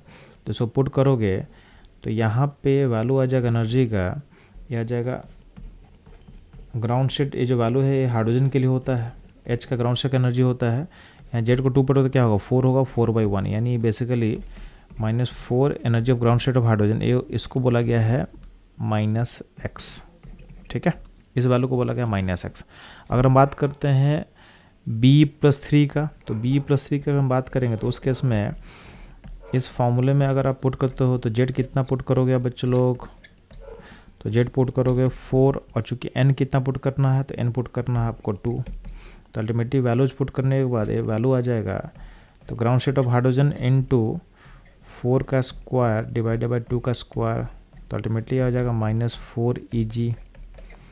तो चूँकि हम लोग -4 Eg को -x बोल चुके हैं, तो यहाँ भी -4 Eg आ रहा है। इसका मतलब इसका वैल्यू क्या होगा, ये भी होगा -x। यानी आपका जो ऑप्शन 1 होगा ये होगा करेक्ट। यानी हीलियम आयन का जो ग्राउंड स्टेट एनर्जी का वैल्यू होगा वही एनर्जी का वैल्यू होगा B+3 आयन के सेकेंड एनर्जी लेवल का, यानी सेल नंबर 2 का। तो ऑप्शन 1 क्या होगा, इसका करेक्ट आंसर होगा। ये था इस क्वेश्चन का एनालिसिस एंड सॉल्यूशन। मूव करता हूँ नेक्स्ट क्वेश्चन पे। इस क्वेश्चन में हाइड्रोजन के सेकेंड ऑर्बिट का आपसे पूछा गया डी ब्रोगली वेवलेंथ। तो ध्यान देना, आपको जो सेकेंड ऑर्बिट का जो पैरामीटर होगा उसको हम 2 लैम्डा के से इक्वल कर सकते हैं। तो बस इस रिलेशन का यूज करके हम लोग को लैम्डा निकालना है। यानी सिंपली क्या करेंगे, आपको जिस भी ऑर्बिट का बात कर रहा है, तो अगर मान ले रहे हैं कि मेरा ऑर्बिट nth ऑर्बिट है, तो nth ऑर्बिट का जो पेरीमीटर का वैल्यू होगा उसको आप n लैम्डा से इक्वेट कर दो। यहाँ से लैम्डा मिलता है वो आप उसका डी ब्रोगली वेवलेंथ उसको बोल सकते हो। ठीक है, तो यहाँ पे सिंपली क्या करना है, आपको दिया हुआ है बोर्स रेडियस दिया हुआ है 52.9 पिकोमीटर्स। तो सिंपली हम लोग पहले क्या करेंगे, सेकेंड बोर्स ऑर्बिट का आप पेरीमीटर फाइंड करो। यानी आपको निकालना है 2πr निकालना है। r क्या होगा, सेकेंड ऑर्बिट का रेडियस होगा। अब सेकेंड ऑब्जेक्ट का रेडियस कैसे निकलेगा, तो आपको पता है कि R2 इक्वल टू होगा a naught n square by Z को वैल्यू 1 पुट करो तो यहाँ पे होगा, और एन को 2 पुट करो तो क्या हो जाएगा, R2 हो जाएगा 4 ए नोट। अब यहाँ पे इसको डाल दो 2 पाई 4 ए नोट, और एन का वैल्यू क्वेश्चन में दिया हुआ है, ठीक है। अब ध्यान देना ए इक्वल टू क्या होगा 2 लेमडा, तो यहाँ से लेमडा क्या होता है, लेमडा इक्वल टू हो जाएगा 4 पाई, ये 2 कैंसिल कर लो तो क्या हो 4 पाई ए नोट। अब यहाँ पे इसको वैल्यू को हमको पुट करना है, तो 4 पाई का वैल्यू क्या हो जाएगा चलो, अगर पाई का वैल्यू देखोगे तो 4 आपका आंसर कहीं कहीं पाई में छोड़ा हुआ, तो पाई को हम पुट नहीं करते हैं, तो 4 पाई कर लेते हैं, और ए नोट का वैल्यू कितना हो जाएगा 32.9। अब इसको आप मल्टीप्लाई कर लोगे तो ये देखना ये वैल्यू इन टर्म्स ऑफ पाई कितना हो जाएगा, तो पाई हो जाएगा 211.6 पाई पिकोमीटर्स हो जाएगा। तो पाई के वैल्यू को पाई में छोड़ दो तो हमारा जो आंसर होगा ऑप्शन बी से मैच कर जाएगा। तो ये था इस क्वेश्चन का सॉल्यूशन एंड एनालिसिस। मूव करता हम लोग नेक्स्ट क्वेश्चन में। इस क्वेश्चन में एक बॉल है जिसका वेट दिया है 0.66 kg और बोला गया इसका स्पीड है 100 मीटर पर सेकेंड। आपको इसका डी ब्रोगली वेरिएंस पता करना है, तो लेमडा इक्वल टू हम लोग h/p अप्लाई करेंगे। h का वैल्यू कितना हो जाएगा 6.6 × 10⁻34, मास है 0.66, ठीक है, और स्पीड है 100। इसको जब सॉल्व करेंगे तो ये इसको आप लिख सकते हो, ऊपर वाला 66 × 10⁻35 हो जाएगा, और नीचे में 100 मल्टीप्लाई करने से क्या हो जाएगा, हो जाएगा 66, एक आपस में क्या होगा कैंसिल हो जाएगा। तो अल्टीमेटली लेमडा का वैल्यू कितना निकलेगा 10⁻35 मीटर। तो हमारा जो सॉल्यूशन है मैच करेगा ऑप्शन सी के साथ। तो इस क्वेश्चन का जो करेक्ट आंसर होगा ये होगा ऑप्शन सी। ये था इस क्वेश्चन का एनालिसिस। मूव करता हम लोग नेक्स्ट क्वेश्चन में। इस क्वेश्चन बोला है कि uncertainty in the position momentum are equal, यानी delta P and delta X equal है। तो बोला गया है अनसर्टेनिटी इन वेलोसिटी क्या होगा, तो ध्यान देना डेल्टा पी इक्वल टू क्या होता है एम डेल्टा वी बोल सकते हैं इसको, यानी और डेल्टा वी क्या होता है, ये होता है अनसर्टेनिटी इन द क्या होगा वेलोसिटी होगा। तो आपको डेल्टा वी बेसिकली क्या होगा डेल्टा पी यानी मोमेंटम में जो अनसर्टेनिटी है बाई मास कर लेना है। आपको पता है कि ये पता है कि delta P delta X equal है, तो पता है delta P into delta x का जो वैल्यू होता है ये होता है h/4 पाई। अब चूंकि दोनों इक्वल है तो इसमें मान लेते हैं, इसको हम बोल सकते हैं कि डेल्टा पी का इसको स्क्वायर कर सकते हैं हम, इक्वल टू क्या होगा h/4 पाई। तो डेल्टा पी क्या निकल के आ जाएगा, हो जाएगा h/4 पाई का रूट, यानी इसको अगर तो 4 रूट से बाहर आएगा तो क्या होगा 1/2 रूट ऑफ h/पाई। ये होगा डेल्टा पी का वैल्यू। अब डेल्टा वी जो निकलेगा ये निकलेगा डेल्टा पी बाई एम, तो इसको वैल्यू को पुट करो तो डेल्टा वी जो होगा ये हो जाएगा 1/2 m रूट के अंदर h/पाई। अभी ध्यान देना ये किससे मैच करेगा, तो मैच करेगा हमारे ऑप्शन सी के साथ। तो सिंपल आपके हाइजेनबर्ग प्रिंसिपल का एप्लीकेशन था, बस कंडीशन आपको अप्लाई कर देना था कि मोमेंटम और पोजीशन का जो एरर है इक्वल है, तो इससे क्वेश्चन आपका इजीली सॉल्व हो जाएगा। तो ये था इस क्वेश्चन का सॉल्यूशन। मूव करता हूँ लोग नेक्स्ट क्वेश्चन में। इस क्वेश्चन में आपके सामने पोजीशन में जो अनसर्टेनिटी है दिया हुआ है इन सीजीएस में 10⁻18 ग्राम सेंटीमीटर पर सेकेंड, और ऐसे पूछा गया है कि वेलोसिटी में कितना अनसर्टेनिटी होगा इन सीजीएस यूनिट, और आपको मास ऑफ इलेक्ट्रॉन दिया हुआ 9 × 10⁻28 ग्राम। तो सिंपली ध्यान देना डेल्टा पी का वैल्यू क्या होगा एम डेल्टा वी। तो डेल्टा वी जो है कैसे निकले डेल्टा पी बाई एम, और डेल्टा पी का वैल्यू दिया क्वेश्चन में 10⁻18। मास ऑफ इलेक्ट्रॉन कितना होगा 9 × 10⁻28। तो इसको बस आप सॉल्व कर लो, तो सॉल्व करोगे तो ये क्या होगा ऊपर हो जाएगा 10⁻10 हो जाएगा और नीचे 9 होगा, तो 9 को ऑलमोस्ट आप क्या मान सकते हो 10 मान सकते हो, तो ये हो जाएगा 10⁻9, ठीक है, सेंटीमीटर पर सेकेंड के आसपास आपका आंसर आ जाएगा। तो आपका जो आंसर होगा मैच करेगा हमारे ऑप्शन सी के साथ। तो सी जो होगा सी होगा इस क्वेश्चन का करेक्ट आंसर। मूव करता हूँ लोग नेक्स्ट क्वेश्चन में। इस क्वेश्चन में इलेक्ट्रॉन का मास दिया आपके सामने, प्लैंक कांस्टेंट का वैल्यू दिया जो आपको लेना है, और आपको बोला गया आपको भी निकालना है अनसर्टेनिटी इन द वेलोसिटी निकालना है, और गिवन दिया हुआ है with in distance of 0.1 angstrom. यानी जो वैल्यू दिया हुआ है बेसिकली दिया हुआ है अनसर्टेनिटी इन द पोजीशन दिया हुआ है, यानी आपको डेल्टा एक्स का वैल्यू दे दिया है। इस 0.1 एंगस्ट्रॉम को आप चेंज करोगे किस में, मीटर में, तो 0.1 × 10⁻10 कर देना है आपको, यानी वैल्यू हो जाएगा 10⁻- जो होगा 11 हो जाएगा। ठीक है, तो ये वैल्यू हो गया 10⁻11 मीटर। ये हो गया position, uncertainty in the position. अब आपको इसका यूज करके निकालना है डेल्टा वी का वैल्यू। तो सिंपली आप इसमें अप्लाई करोगे हाइजेनबर्ग प्रिंसिपल को, यानी delta P into delta x का वैल्यू होता है लिमिटिंग केस में h/4π। इससे बस हमको इक्वेट करना था। अब ध्यान देंगे डेल्टा पी को हम लिख सकते हैं m डेल्टा वी, और यहाँ पे क्या होगा डेल्टा एक्स एक होगा h/4π। अब डेल्टा वी निकालना है तो बेसिकली क्या होगा h, यहाँ पे m डिवाइड करोगे 4π रहेगा और यहाँ पे डेल्टा x रहेगा। इसको सॉल्व करके आप डेल्टा वी का वैल्यू निकाल सकते हो आप। तो बस हमको वैल्यूज को पुट करना है। तो delta V equal to h का वैल्यू कितना होगा 6.626 10⁻34। आपका m का वैल्यू कितना हो जाएगा, तो m का वैल्यू हो जाएगा 9.11 10⁻31 kg।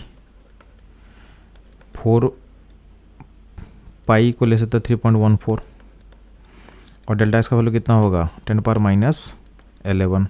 इसको कैंसिल करो आप पहले। तो कैंसिल जब करोगे तो अल्टीमेटली आपका 10 का पावर का फॉर्म पहले निकालो आप। तो ऊपर यहाँ पे 6.626 तो रहेगा, नीचे होगा 9.11, और यहाँ पे 4 रहेगा, यहाँ पे 3.14 रहेगा। ठीक है, 10 का पावर क्या रहा है देख लो एक बार। तो 10 का पावर जो बैठेगा तो यहाँ से 31 -3 होगा, ये 10⁸ यहाँ पे आएगा। ठीक, अब ध्यान देना ये मीटर पर सेकंड में होने वाला है। अब ये वैल्यू को देखो नियरली कितना आने वाला है। तो नीचे का जो वैल्यू इसको आप अगर देखो तो अप्रोक्सीमेशन करके इसको आप 10 मान सकते हो ऑलमोस्ट। इसको आप 4 कर लो, इसको 3 कर सकते हो। तो क्या होगा 40, ये नीचे का वैल्यू 120 के आसपास होगा, और ऊपर का वैल्यू जो होगा अराउंड जो 6 के आसपास अगर लेते हो तो ये वैल्यू जो होगा नियरली 6.626, और नीचे का वैल्यू ले सकते हो 120 के आसपास। थोड़ा सा अप्रोक्सीमेशन करते हैं तो ऊपर का अगर हम 6 मान लेंगे ना ऑलमोस्ट ये हुआ बाई 120, यानी वैल्यू हो जाएगा 1/20। ठीक है, और 1/20 का जो वैल्यू हो ये कितना हो सकता है, तो ये हो जाएगा 0.05 के आसपास होगा। ठीक, तो आप देखोगे जो वैल्यू है इसको नियरली हम कितना बोल सकते हैं 0.05, यानी इसको जब आप सॉल्व करके लिखोगे तो वैल्यू आ जाएगा 5 × 10⁻6 मीटर के आसपास आएगा। तो आप देखोगे आपका आंसर जो है, हमारा आंसर किसके क्लोज होगा, तो हमारा आंसर जो नियरली होगा ऑप्शन बी के साथ मैच करेगा। तो आपको जैसा क्वेश्चन सॉल्व करना है तो पूरा एग्जैक्ट वैल्यू लेके आप सॉल्व करो तो क्या होगा, आपका बहुत टाइम जाएगा, और इनफैक्ट कैलकुलेशन में गलती भी कर सकते हो। तो थोड़ा बहुत अप्रोक्सीमेशन कर लो। अगर आपका ऑप्शन दूर दूर है तो आप देखो आपके सारे ऑप्शन में 10 का पावर डिफर कर रहा है, मतलब ऑप्शन दूर दूर है, तो थोड़ा बहुत अप्रोक्सीमेशन क्या कर सकता है अलाउड हमारे लिए रहेगा। तो इसका आंसर आप बी बोल सकते हो। इनफैक्ट आप कैलकुलेशन पूरा सही भी करोगे तो आपका आंसर जो है ये जो वैल्यू जो हम निकाल रहे हैं वैल्यू मैच कर जाएगा 5.9 के साथ। तो इस क्वेश्चन का जो करेक्ट आंसर होगा ऑप्शन बी। ये था इस क्वेश्चन का सॉल्यूशन। मूव करते हैं हम लोग नेक्स्ट क्वेश्चन पे। इस क्वेश्चन में आपके सामने मोमेंटम का अनसर्टेनिटी दिया हुआ है क्वेश्चन में 10⁻5। आपसे पूछा है कि पोजीशन में कितना अनसर्टेनिटी होगा। तो सिंपली आप इसमें हाइजेनबर्ग प्रिंसिपल अप्लाई करोगे और उसमें लिमिटिंग केस लेंगे तो क्या होगा delta P into delta x का वैल्यू क्या होगा h/4π के इक्वल होगा। ठीक है, तो यहाँ पे सिंपली क्या करना है आपको डेल्टा एक्स निकालना है। तो h का जो वैल्यू होगा 6.626 10⁻34 को डिवाइड करेंगे मोमेंटम का अनसर्टेनिटी से, तो a 10⁻5 यहाँ पे होगा, बाई यहाँ 4 होगा, और पाई का वैल्यू कितना लोगे 3.14 ले लो। तो ध्यान देंगे 10 का पावर कैंसिलेशन करेंगे तो क्या होगा, ये हो जाएगा 10⁻29, और यहाँ हो जाएगा 6.62 डिवाइडेड बाई 4, यहाँ पे 3.14 है। तो थोड़ा सा हम लोग अप्रोक्सीमेशन ले सकते हैं तो कोई दिक्कत नहीं होगा। ऑलमोस्ट आप बोल सकते हो कि ये कितना बार में काटे, ऑलमोस्ट ये 2 बार में काटेगा। ठीक है, और ये हो जाएगा तो नियरली हो जाएगा 2/4 इंटू 10⁻29, और ये कटेगा तो क्या होगा ऑलमोस्ट क्या होगा हाफ इंटू 10⁻20 -29 होगा। अब हाफ को लिख सकते हो आप, क्या लिख सकते हो 0.5 10⁻29, तो ये हो जाएगा 5 इंटू 10⁻20 30 हो जाएगा। तो नियरली आपका आंसर इससे मैच करना चाहिए। अब ध्यान देना ये जो आंसर कहाँ दिख रहा है, तो ये दिखेगा आपको ऑप्शन ए के साथ। तो आपका जो नियरली आंसर जो होगा हमारा मैच करेगा ऑप्शन ए के साथ। तो इस तरह के अप्रोक्सीमेशंस को आपको अप्लाई करना है, इससे क्या होगा आपका स्पीड जो होगा सॉल्विंग का काफ़ी फास्ट हो जाएगा। तो इस तरह के अप्रोक्सीमेशन कैसे अप्लाई करना क्वेश्चन में, उसके लिए हमारे साथ बने रहे। मिलते हैं हम लोग नेक्स्ट क्वेश्चन में। इस क्वेश्चन में एक मास ऑफ ऑब्जेक्ट दिया हुआ है 1 ग्राम और इसका वेलोसिटी दिया हुआ है 100 मीटर पर सेकेंड। आपसे पूछा गया उसका डी ब्रोगली वेवलेंथ क्या होगा। तो सिंपली इसमें आपको अप्लाई करना relation lambda equal to H by P. H Planck constant, P उसका मोमेंटम होगा, मोमेंटम होता मास इनटू वेलोसिटी। आप चूँकि मास आपका दिया हो किस में, ग्राम में, उसको आप चेंज कर दो केजी में। तो एच बाई मास क्या होगा, तो 1 ग्राम को 1/1000 कर देना, और वेलोसिटी कितना दिया हुआ है 100। तो कैंसिल होके क्या हो जाएगा h बाई 1/10, और 10 ऊपर चला जाए तो क्या होगा, लैम्डा हो जाएगा 10 इंटू एच। अब h का वैल्यू पुट कर दो, तो ये वैल्यू कितना होगा 6.10 टू 6.626 इंटू 10⁻34। तो 10 को मल्टीप्लाई करने से क्या हो जाएगा 6.626 इंटू 10⁻33 मीटर। ये आपका लैम्डा का वैल्यू हो जाएगा, और किससे मैच करेगा, हमारे ऑप्शन सी से मैच करेगा। तो ये क्वेश्चन बहुत सिंपल था, इसमें कोई कैलकुलेशन नहीं करना था, बस वैल्यू का पुट करोगे ऑटोमेटिक आपका आंसर मिल जाएगा। तो ये था इस क्वेश्चन का सॉल्यूशन। मूव करते हैं हम लोग नेक्स्ट क्वेश्चन में। इस क्वेश्चन में हीलियम एटम में इलेक्ट्रॉन का पोजीशन में जो अनसर्टेनिटी दिया हुआ है दोनों का वैल्यू इक्वल लिया हुआ है। यानी आपको बोला गया delta x of electron and delta x of helium जो है उसका वैल्यू क्या है, सेम है। ठीक है, आपसे पूछा गया है कि डेल्टा पी ऑफ जो हीलियम होगा उसका वैल्यू क्या होगा, और आपको डेल्टा पी जो इलेक्ट्रॉन का दिया हुआ है, डेल्टा पी इलेक्ट्रॉन का आपको दिया हुआ है 5 इंटू 10⁻26। तो ध्यान देना, delta P into delta X equal to होता है h बाई 4 लिमिटिंग केस में हाइजेनबर्ग प्रिंसिपल हम बोल सकते हैं। तो अगर यहाँ पे इलेक्ट्रॉन कर दें और इसी को हम इक्वल कर सकते हैं delta P of helium into delta x of helium. अब चूँकि हीलियम और इलेक्ट्रॉन का डेल्टा एक्स क्या है, डेल्टा एक्स यानी पोजीशन का जो अनसर्टेनिटी है सेम है, तो उसको कैंसिल आउट कर सकते हो। तो अल्टीमेटली आप देखोगे कि जो मोमेंटम का जो अनसर्टेनिटी है इलेक्ट्रॉन का और हीलियम का दोनों भी सेम होना चाहिए। यानी जितना मोमेंटम का अनसर्टेनिटी जो होगा इलेक्ट्रॉन में वही क्या होगा हीलियम में। तो जो वैल्यू दिया इलेक्ट्रॉन का वही वैल्यू आपका आंसर हो जाएगा हीलियम के लिए भी। यानी आपका जो आंसर डी होगा, डी हमारा करेक्ट आंसर होगा। तो ये था इस क्वेश्चन का सॉल्यूशन एनालिसिस। मूव करते हैं हम लोग नेक्स्ट क्वेश्चन में। इस क्वेश्चन में आपके सामने इलेक्ट्रॉन का वेलोसिटी दिया हुआ है विथ एक्यूरेट अप टू 0.001%। यानी आपको डेल्टा वी का वैल्यू दिया है। डेल्टा वी बेसिकली क्या होगा, तो जो वेलोसिटी का वैल्यू है उसका 0.001%। इसका वैल्यू निकालते हैं तो 3 इंटू 10⁴ इंटू 0.001/100। तो अल्टीमेटली हो जाएगा 3 इंटू 10⁴ इंटू 10⁻⁵, यानी हो जाएगा ये वैल्यू 3 इंटू 10⁻⁻1 यानी 0.3 सेंटीमीटर पर सेकेंड। ये हो गया आपका डेल्टा वी, यानी एरर इन द वेलोसिटी का वैल्यू मिल गया हमको। आपका इसका यूज करके पता करना है एरर इन पोजीशन, यानी अनसर्टेनिटी इन द पोजीशन का वैल्यू पता करना है इलेक्ट्रॉन के लिए। इलेक्ट्रॉन का मास दिया हुआ सीजीएस में और प्लैंक कांस्टेंट का वैल्यू दिया सीजीएस में, इसका वैल्यू को आपको निकालना है। तो सिंपली क्या करेंगे, इसमें हम अप्लाई करते हैं हाइजेनबर्ग प्रिंसिपल। तो आपको पता है कि delta P into delta x का वैल्यू होता है h बाई 4 और डेल्टा पी को लिख सकते हो आप m delta we into delta x क्या होगा h बाई 4। तो यहाँ पे डेल्टा एक्स क्या होगा h by 4 m delta we. h का वैल्यू कितना दिया हुआ 6.626 इंटू 10⁻27 दिया हुआ है। यहाँ 4 होगा, ये हो जाएगा 3.14। मास ऑफ इलेक्ट्रॉन कितना होगा, तो 9.1 10⁻28 होगा।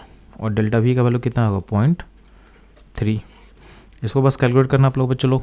तो जब कैलकुलेशन करेंगे तो डेसिमल इससे यहाँ पे कैंसिल आउट कर लो, तो डेसिमल आपका जो है यहाँ शिफ्ट कर जाएगा और ऑलमोस्ट ये जो कैंसिल करेगा तो ये 22 तो ऊपर वाले 22 के आसपास में कटेगा, नीचे 4 रहेगा। यहाँ पे क्या होगा 3.14 है और ये होगा 9.1, ऊपर 10 हो जाएगा वैल्यू। ठीक, अब नियरली आप क्या कर सकते हो, तो नियरली इसको आप 10 मान सकते हो। तो 10 मानोगे तो क्या होगा, ये कैंसिल हो जाएगा। थोड़ा सा हम लोग अप्रोक्सीमेशन कर रहे हैं क्योंकि आपका जो ऑप्शंस है में डिस्टेंस काफ़ी ज़्यादा है, क्लोज नहीं है, तो हम हल्का फुल्का अप्रोक्सीमेशन लेने से मेरा आंसर हल्का सा डिफर करेगा, तो हम करेक्ट ऑप्शन को इजीली टिक कर सकते हैं। तो ऐसे क्वेश्चन में थोड़ा सा अप्रोक्सीमेशन करने से क्या होगा आपका प्रोसेस ऑफ जो क्वेश्चन सॉल्विंग है काफ़ी फास्ट हो जाएगा। तो यहाँ पर हम लोग इसको ऑलमोस्ट 10 मान के कैंसिल कर लिए। इसको आप 3 मान सकते हो। बेसिकली इसको हम बढ़ा दिए तो इसको हम घटा दिए ताकि नेट वैल्यू में क्या होगा ऑलमोस्ट डिफरेंस काफ़ी कम रहेगा। तो इसको 3 मानोगे तो ऊपर 22 हो जाएगा, नीचे हो जाएगा 12। अब इसको हम जो निकालेंगे तो क्या होगा, ये हो जाएगा 1 पॉइंट, ठीक है। तो 1 पॉइंट ऑलमोस्ट 9 के आसपास से वैल्यू मैच करेगा आपके साथ। तो आप देखोगे तो आपका जो वैल्यू है 1.9 से कुछ बड़ा होना चाहिए। बड़ा क्यों होना चाहिए, क्योंकि ठीक है, तो 1.9 से जो वैल्यू के आसपास मैच करेगा, ठीक। तो अब ध्यान देंगे आपका जो वैल्यू 1.9 से कौन सा मैच करने वाला है, तो मैच करेगा ऑप्शन सी। इनफैक्ट क्या है, आप एग्जैक्ट कैलकुलेशन कर लो, कोई दिक्कत नहीं है। आप इसके वैल्यू को एग्जैक्ट निकालोगे तो आपका आंसर जो है वो 1.93 सेंटीमीटर के पास आ जाएगा, ठीक है। तो ये था इस क्वेश्चन का सॉल्यूशन, और अप्रोक्सीमेशन कैसे अप्लाई करना वो भी मैंने आपको सिखा दिया।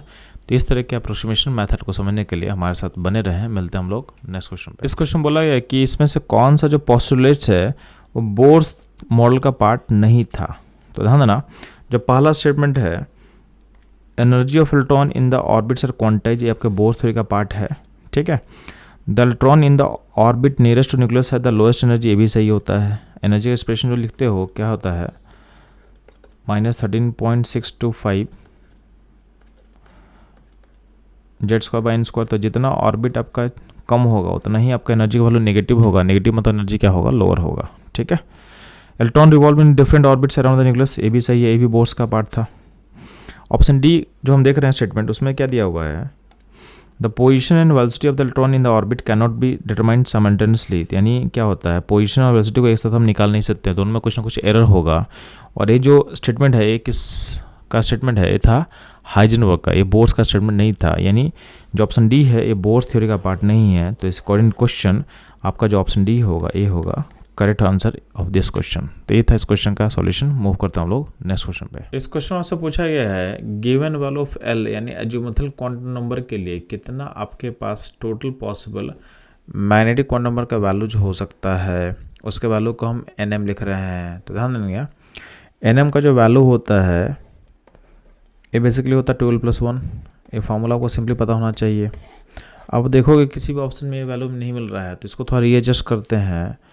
तो यहाँ पर देखोगे कि NM -1 = 12 होगा। तो यहाँ से L को लिख सकते हैं NM -1/2। अब देखोगे रिलेशन जो है हमारे ऑप्शन सी से मैच करेगा, यानी इस क्वेश्चन का जो करेक्ट आंसर होगा ये होगा ऑप्शन सी। तो ये था इस क्वेश्चन एनालिसिस। मूव करता हम लोग नेक्स्ट क्वेश्चन पे। इस क्वेश्चन में आपके सामने 2 लिस्ट दिया हुआ है। पहले वाले लिस्ट में आपके सामने दिया हुआ है क्वांटम नंबर्स, और सेकेंड लिस्ट में ये क्वांटम नंबर्स किस इन्फॉर्मेशन को रिप्रेजेंट करता है उसके बारे में बताया हुआ है, और बोला है कौन सा मैच आपका करेक्ट होगा।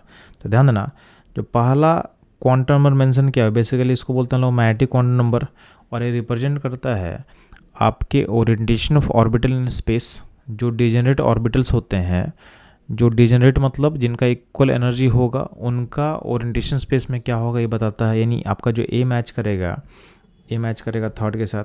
अब ए का थर्ड 2 जगह दिया हुआ 3 और 2 में। अगर बात करते हैं बी का, तो बी में दिया हुआ है जो क्वांटम नंबर, इसको बोलते हैं हम लोग स्पिन क्वांटम नंबर। तो ये आपको बताता है orientation off spin off electrons, यानी बी मैच करेगा 4 के साथ। तो बी का 4 2 जगह दिया हुआ है। सी में जो क्वांटम नंबर है उसको बोलते हैं हम लोग अजीमुथल क्वांटम नंबर, और ये बताता है आपका शेप ऑफ ऑर्बिटल के बारे में, यानी सी मैच करेगा 1 के साथ। तो सी 1 के साथ बस 2 में है, तो आपका 2 ऑप्शन क्या होगा, करेक्ट होगा।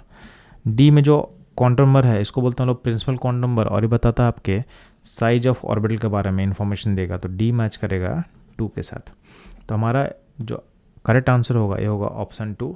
ये था इस क्वेश्चन का एनालिसिस एंड सॉल्यूशन। मूव करता हम लोग नेक्स्ट क्वेश्चन पे। इस क्वेश्चन में आपको इनकरेक्ट स्टेटमेंट को पहचानना है। तो ध्यान देंगे पहला स्टेटमेंट है all the 5d orbitals are different in size when compare to 4d orbitals. तो ध्यान देंगे चूँकि इनका जो प्रिंसिपल क्वांटम नंबर है वो डिफर कर रहा है, यहाँ पे 5 है, यहाँ पे 4 है, तो सिंपली आप अगर प्रिंसिपल क्वांटम नंबर को बढ़ाते हो तो साइज क्या होता है, इंक्रीज करता है। तो ये स्टेटमेंट क्या होगा, करेक्ट होगा।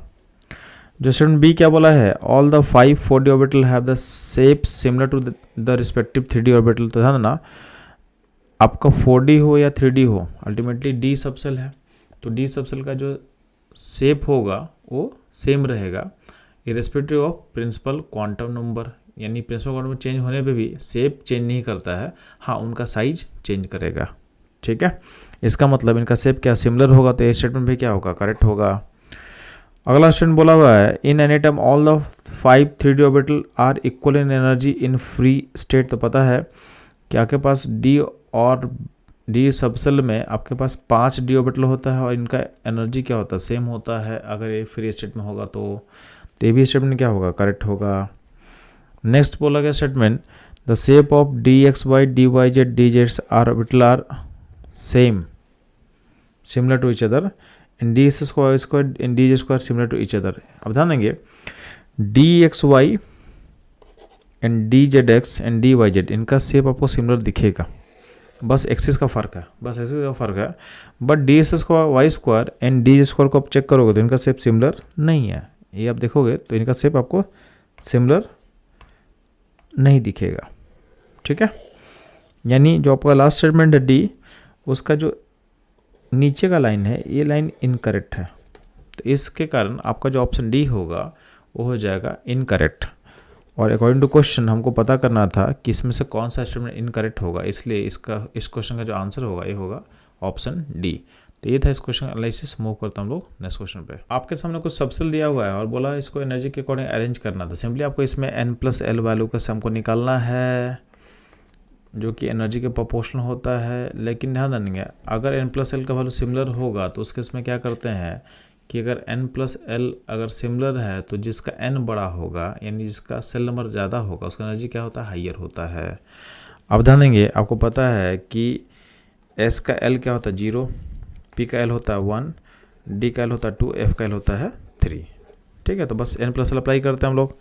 तो 4d है आपके पास पहला, तो 4d का n+l कितना होगा, तो 4+2, फिर 5p का क्या होगा 5+1, 5f का क्या होगा तो 5+3 और 6p का क्या होगा 6+1। तो देखना सबसे बड़ा जो सम है वो क्या है 5f का है यानी 8, तो हाईएस्ट एनर्जी 5 का होगा, फिर होगा 6p का जो कि 7 है। और ध्यान देंगे 4d एंड 5p में दोनों का वैल्यू सेम है, तो उसके इसमें n बड़ा किसका है 5p का, तो 5p को आगे निकालेंगे तो ये जो ऑर्डर है हमारे ऑप्शन बी से मैच कर जाएगा। तो इस क्वेश्चन का जो करेक्ट आंसर होगा ये होगा ऑप्शन बी। तो ये था इस क्वेश्चन एनालिसिस। मूव करता हूँ लोग नेक्स्ट क्वेश्चन पे। इस क्वेश्चन में आपके सामने एक ऑर्बिटल दिया हुआ जिसका 3 एंगुलर नोड है और टोटल नोड का नंबर भी 3 है और 16 ऑर्बिटल कौन सा होगा। तो ध्यान देंगे, आपको पता है कि एंगुलर नोड का फॉर्मूला क्या होता है, इक्वल टू एल। तो अगर इसमें 3 एंगुलर नोड है इसका मतलब इसका एल क्या होगा, यानी ये होगा एफ सबसेल, कि एफ सबसेल का ही एल क्या होता है 3 होता है। इसका मतलब आपके पास एफ होना चाहिए, तो यहाँ पे एफ एक ही दिया हुआ है 4f, तो आप सेपरेट टिक कर सकते हो, आप 4f को सेपरेट टिक कर सकते हो, तो आपका जो आंसर होगा 4f होगा। आप क्रॉस चेक भी कर लो, टोटल नोड का फॉर्मूला क्या होता है n-1, तो 4f का जो n होता है 4 को पुट करो तो यहाँ पे आपका 3 आ जाएगा, यानी आपके आंसर से प्योरली मैच कर जाएगा। तो आपका ऑप्शन जो होगा सी करेक्ट होगा। इनफैक्ट अगर आप 5p 3d एंड 6d का बात करते हो तो इनका जो l है डिफर करेगा, 5p का l 1 होगा एंड d जो भी है उसका l क्या हो 2 हो तो होगा, तो उसमें जो उनके एंगुलर नोड होंगे उसका वैल्यू 1 एंड 2 रिस्पेक्टिवली होने वाला है। तो इसलिए हम लोग बोल सकते हैं कि आपका जो आंसर होगा सी होगा करेक्ट। तो ये था इस क्वेश्चन एनालिसिस। मूव करता हूँ लोग नेक्स्ट क्वेश्चन पे। इस क्वेश्चन आपसे पूछा गया इसमें से रॉन्ग स्टेटमेंट कौन सा होगा। तो पहला स्टेटमेंट हम रीड करते हैं, total orbital angular momentum of electron in S orbital is equal to 0। इसका फॉर्मूला होता है √L+1 h/2π, चूँकि आपका s का जो l होता है क्या होता है 0, तो वैल्यू क्या आ जाएगा 0 इक्वल टू 0 हो जाएगा। तो पहला स्टेटमेंट क्या है करेक्ट है। Next, an orbital is designated by the 3 quantum numbers. तो किसी ऑर्बिटल को पता करने के लिए आपको n पता होना चाहिए, l पता होना चाहिए और ml पता होना चाहिए, यानी पहला यहाँ तक तो ये स्टेटमेंट सही है। While an electron in an atom is designated by the 4 quantum numbers, तो वहाँ पे पता करने के लिए आपको n चाहिए, l चाहिए, ml चाहिए, ms भी चाहिए, यानी ये भी पार्ट्स करेक्ट है, यानी ओवरऑल स्टेटमेंट क्या होगा करेक्ट होगा। Next, the electronic configuration of an atom as नीचे लिखा हुआ है, तो ध्यान देना यहाँ तक तो कोई दिक्कत नहीं है, बट यहाँ पे इस पॉइंट पे दिक्कत है। आप हुंसल फॉलो करते हो तो हुंसल में क्या बोला गया है कि आपका जो अगर ऑर्बिटल सिंगली फिलअप होगा तो सारे इलेक्ट्रॉन का स्पिन सेम होना चाहिए था, मतलब ये ऊपर होना चाहिए था, इसलिए ये पार्ट क्या होगा, इनकरेक्ट हो जाएगा। यानी इस क्वेश्चन का जो करेक्ट ऑप्शन होगा ये होगा ऑप्शन सी, क्योंकि क्वेश्चन में बोला था कौन सा इनकरेक्ट है पता करो। ठीक है, नेक्स्ट मूव करते हैं स्टेटमेंट डी पे। तो इसमें बोला हुआ है कि the value of M for D Z square is 0। तो है ना, बाय डिफ़ॉल्ट क्या होता है, जेड एक्सिस के लॉन्ग हम लोग एम के वैल्यू को हम 0 मानते हैं, तो चाहे वो पी जेड हो चाहे डी जेड स्क्वायर हो, इन सब का एम क्या होता है, 0 होता है। ठीक है, इसका मतलब स्टेटमेंट डी भी क्या होगा, करेक्ट होगा। तो ये था इस क्वेश्चन एनालिसिस। मूव करता हम लोग नेक्स्ट क्वेश्चन पे। इस क्वेश्चन बोला गया कि इसमें से कौन सा स्टेटमेंट इनकरेक्ट होगा। तो ध्यान देंगे, पहला स्टेटमेंट दिया हुआ है the uncertainty principle is error in energy and error time greater than equal to h/4π। तो ये भी आपका आंसर प्रिंसिपल का ही एक स्टेटमेंट है, तो ये आपका स्टेटमेंट करेक्ट होगा। जनरली बुक्स में क्या होता है, ये मेंशन नहीं किया होता। बुक्स में क्या होता है, डेल्टा पी यानी error in momentum into error in position is greater equal to h/4π होता है, ये नॉर्मली बुक्स में मेंशन रहता है। बट ध्यान देना, एनर्जी और टाइम के एरर में भी आप सेम रिलेशन बोल सकते हो। ठीक है, तो ये भी क्या होगा, आपका करेक्ट ऑप्शन होगा। ठीक है, नेक्स्ट ध्यान देना, आपका जो स्टेटमेंट बी लिखा हुआ है, half fill and full fill orbital have greater stability due to greater exchange energy and greater symmetry and more balance element. ये भी स्टेटमेंट क्या होगा, करेक्ट होगा। तो नेक्स्ट स्टेटमेंट सी पे हम लोग चलते हैं। तो सी में क्या बोला हुआ है, the energy of 2s orbital is less than the energy of 2p orbital in case of hydrogen like atom. तो ध्यान देंगे, हाइड्रोजन लाइक एटम का जब भी बात करते हैं यानी इसमें क्या होगा, सिंगलट्रॉन। तो सिंगलट्रॉन सिस्टम में याद रखना, आपका जो एनर्जी होता है वो प्रोपोर्शनल होता है बस n, उसमें l पर डिपेंडेंस नहीं होता। इसका मतलब 2s और 2p का एनर्जी क्या होगा, सेम होगा। इसका मतलब आपका जो ऑप्शन सी होगा वो होगा इनकरेक्ट। ठीक है, हम अगर डी का बात करते हैं तो de Broglie wavelength is given by lambda equal to h/p यानी h/mv, where m is the mass of particle V the group velocity of the particle. ठीक है, तो ये भी स्टेटमेंट क्या होगा, करेक्ट होगा। तो इस पूरे क्वेश्चन में कौन सा स्टेटमेंट इनकरेक्ट होगा, तो ऑप्शन सी इनकरेक्ट होगा। तो इस क्वेश्चन का जो करेक्ट आंसर होगा ये होगा ऑप्शन सी, क्योंकि क्वेश्चन में आपसे पूछा गया था कि कौन सा स्टेटमेंट क्या होने वाला है, इनकरेक्ट। ठीक, तो इस क्वेश्चन का आंसर होगा सी। ये था इस क्वेश्चन का एनालिसिस। मूव करता हूँ लोग नेक्स्ट क्वेश्चन पे। इस क्वेश्चन में आपसे पूछा गया है कि how many electron can fit in the orbital for which n3 and l is 1। तो एक बार गौर करना, आपसे पूछा गया है ऑर्बिटल्स, नहीं सबसेल नहीं पूछा गया है। तो बहुत लोग इसमें गलती क्या करते हैं कि n3 और l1 मतलब 3p बोल देंगे। ठीक है, तो 3p में क्या होता है, 3 ऑर्बिटल होता है, तो इसका आंसर आप क्या बोलोगे, 6 बोल दोगे। बट ये गलत हो जाएगा, क्योंकि आपसे 3p नहीं बोला है, बोला ऑर्बिटल। तो है ना, p में 3 ऑर्बिटल है, तो उसमें से एक ऑर्बिटल में कितना होगा, तो आपका चूंकि एक ऑर्बिटल इलेक्ट्रॉन कितना होता है, 2, तो इसका आंसर होगा 2। तो आपका n दिया हुआ, l दिया हुआ, आपसे बोला ऑर्बिटल में कितना होगा, तो आप ऑर्बिटल में हमेशा क्या 2 होता, 2 ही को टिक करोगे। ठीक है, तो इस क्वेश्चन का जो करेक्ट आंसर होगा ऑप्शन ए होगा। तो ये था इस क्वेश्चन एनालिसिस। मूव करते हैं हम लोग नेक्स्ट क्वेश्चन पे। इस क्वेश्चन बोला है कि किस पेयर ऑफ डी ऑर्बिटल्स का जो इलेक्ट्रॉन डेंसिटी होगा एक्सिस के अलोंग होगा, यानी एक्सिस के ऊपर होगा। ध्यान देंगे, आप देखोगे तो ये तीनों जो ऑर्बिटल है ये है नॉन एक्सियल, यानी एक्सिस पे नहीं है। तो एक्सिस पे कौन कौन होता है, तो डी स्क्वायर होता है, डी स्क्वायर होता है। इसका डेंसिटी क्या होता है, एक्सिस के ऊपर ओवरलैप करेगा। तो आपका जो करेक्ट आंसर होगा ये होगा option C, D Z square and D square जो होगा इनका डेंसिटी क्या होगा, एक्सिस के ऊपर ओवरलैप करता है। तो ये था इस क्वेश्चन एनालिसिस। मूव करता हम लोग नेक्स्ट क्वेश्चन पे। इस क्वेश्चन बोला गया है कि 2 इलेक्ट्रॉन जो सेम ऑर्बिटल को ऑक्यूपाई करता है उसको डिस्टिंग्विश करने के लिए कौन सा क्वांटम नंबर का यूज करोगे। तो सब सिंपली है, अगर एक ही ऑर्बिटल में 2 इलेक्ट्रॉन होगा तो दोनों का स्पिन उल्टा होगा, इन दोनों का ms यानी स्पिन क्वांटम नंबर क्या होगा, डिफर करना चाहिए। इसका मतलब आपका जो करेक्ट आंसर होगा ऑप्शन बी होगा। तो ये था इस क्वेश्चन एनालिसिस। मूव करता हम लोग नेक्स्ट क्वेश्चन पे। इस क्वेश्चन में टाइटेनियम का ऑर्बिटल का इंक्रीजिंग ऑर्डर को बताना है। तो सिंपली आपको इसमें फॉलो करना है n+l रूल। तो इसको आप देखोगे तो पहले क्या होगा, 3s होगा, फिर 3p होगा, फिर क्या होगा 4s होगा, और उसके बाद 3d आएगा। इन 3d का जो एनर्जी होता है 4s से आगे निकलेगा, क्योंकि इसका n+l क्या होगा 5 और इसका n+ क्या होगा 4। ठीक है, इससे 3d का एनर्जी क्या होता है आपका 4s आगे निकलेगा। तो आपका जो करेक्ट आंसर होगा ये हो जाएगा ऑप्शन सी। तो ये था इस क्वेश्चन का आंसर। मूव करता हूँ लोग नेक्स्ट क्वेश्चन पे। इस क्वेश्चन में आपसे बोला गया है कि Fe+2 में जो डी इलेक्ट्रॉन का नंबर होगा वो किस ऑप्शन के साथ इक्वल नहीं होगा। ध्यान देंगे, आयरन का जो कॉन्फ़िगरेशन होता है ये होता है आर्गन 3d6 4s2। अब इसमें से Fe का जब +2 सेट करेंगे तो आउटर मोस्ट से आप 2 इलेक्ट्रॉन निकाल दोगे तो क्या होगा, आर्गन 3d6 यानी डी में कितना इलेक्ट्रॉन है, 6 इलेक्ट्रॉन डी में है।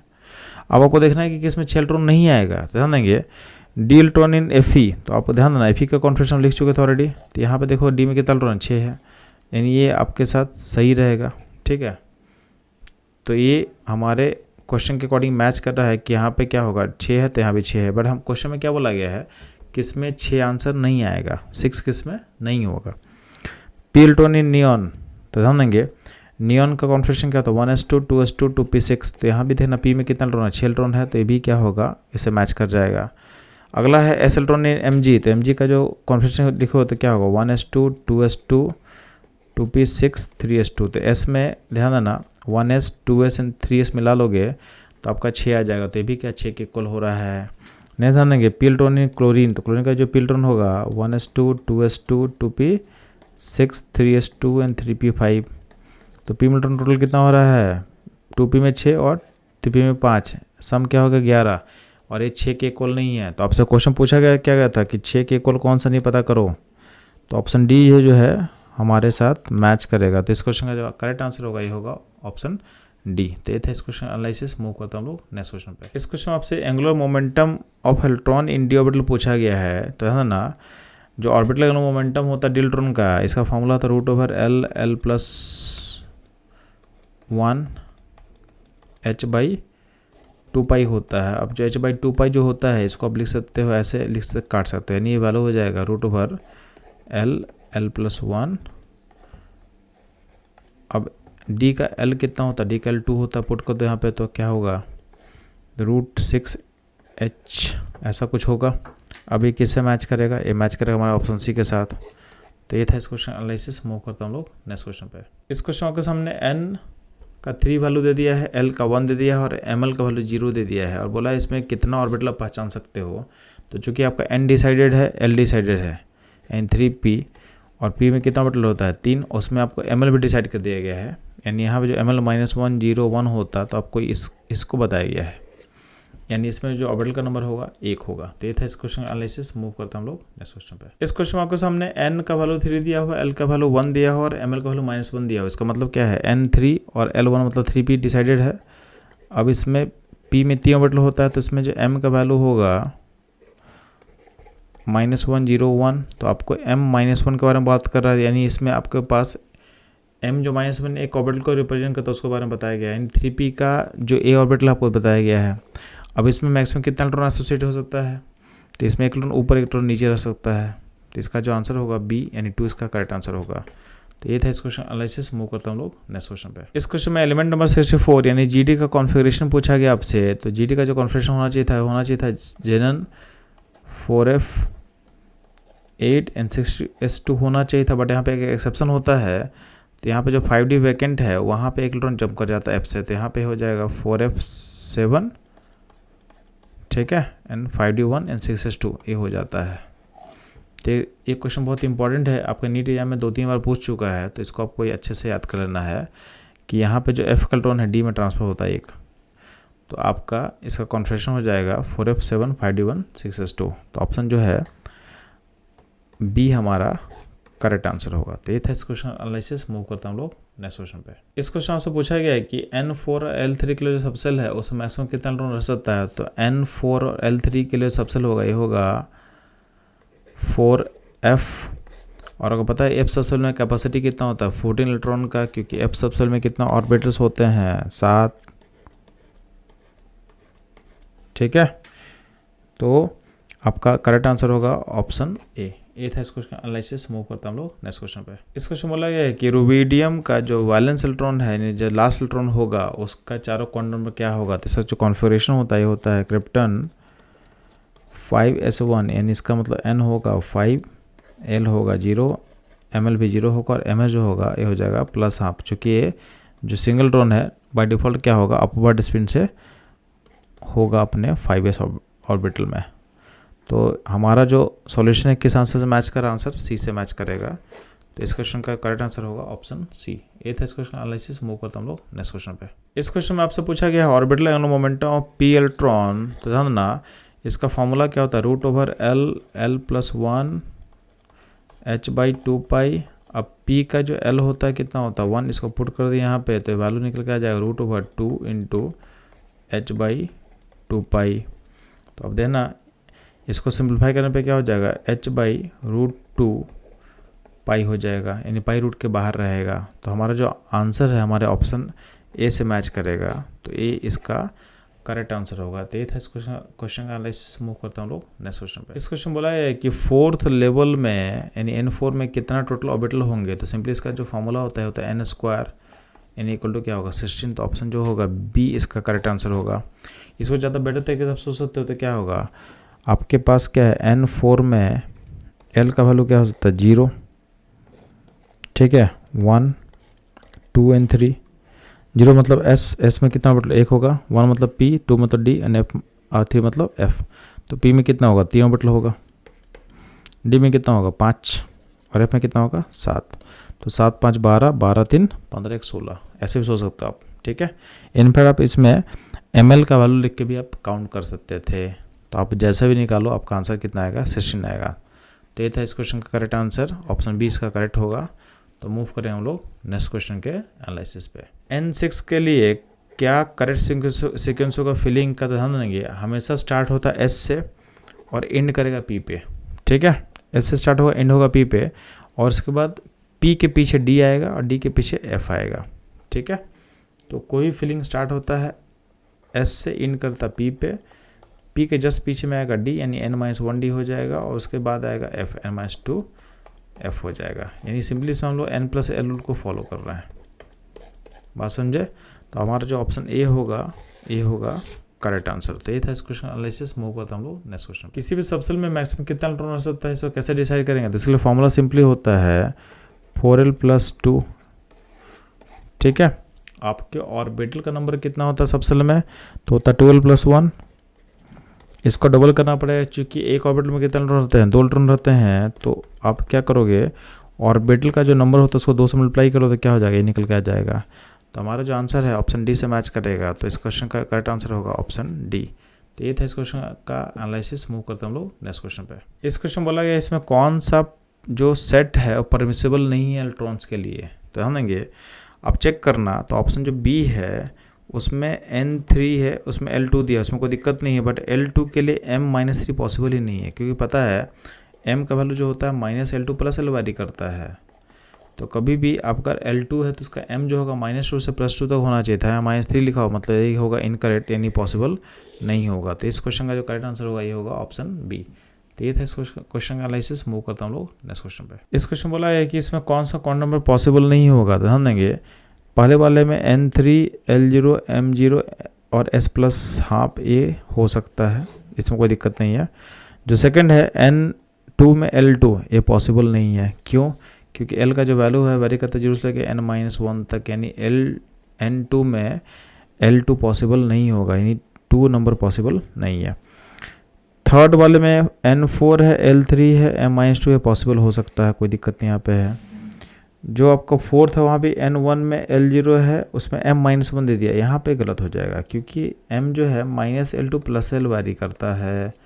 तो चूँकि यहाँ पे आपका L0 है तो उसमें M भी क्या होना चाहिए 0 होना चाहिए था, माइनस में तो नहीं होगा, नहीं आपका फोर्थ क्या होगा नॉट पॉसिबल।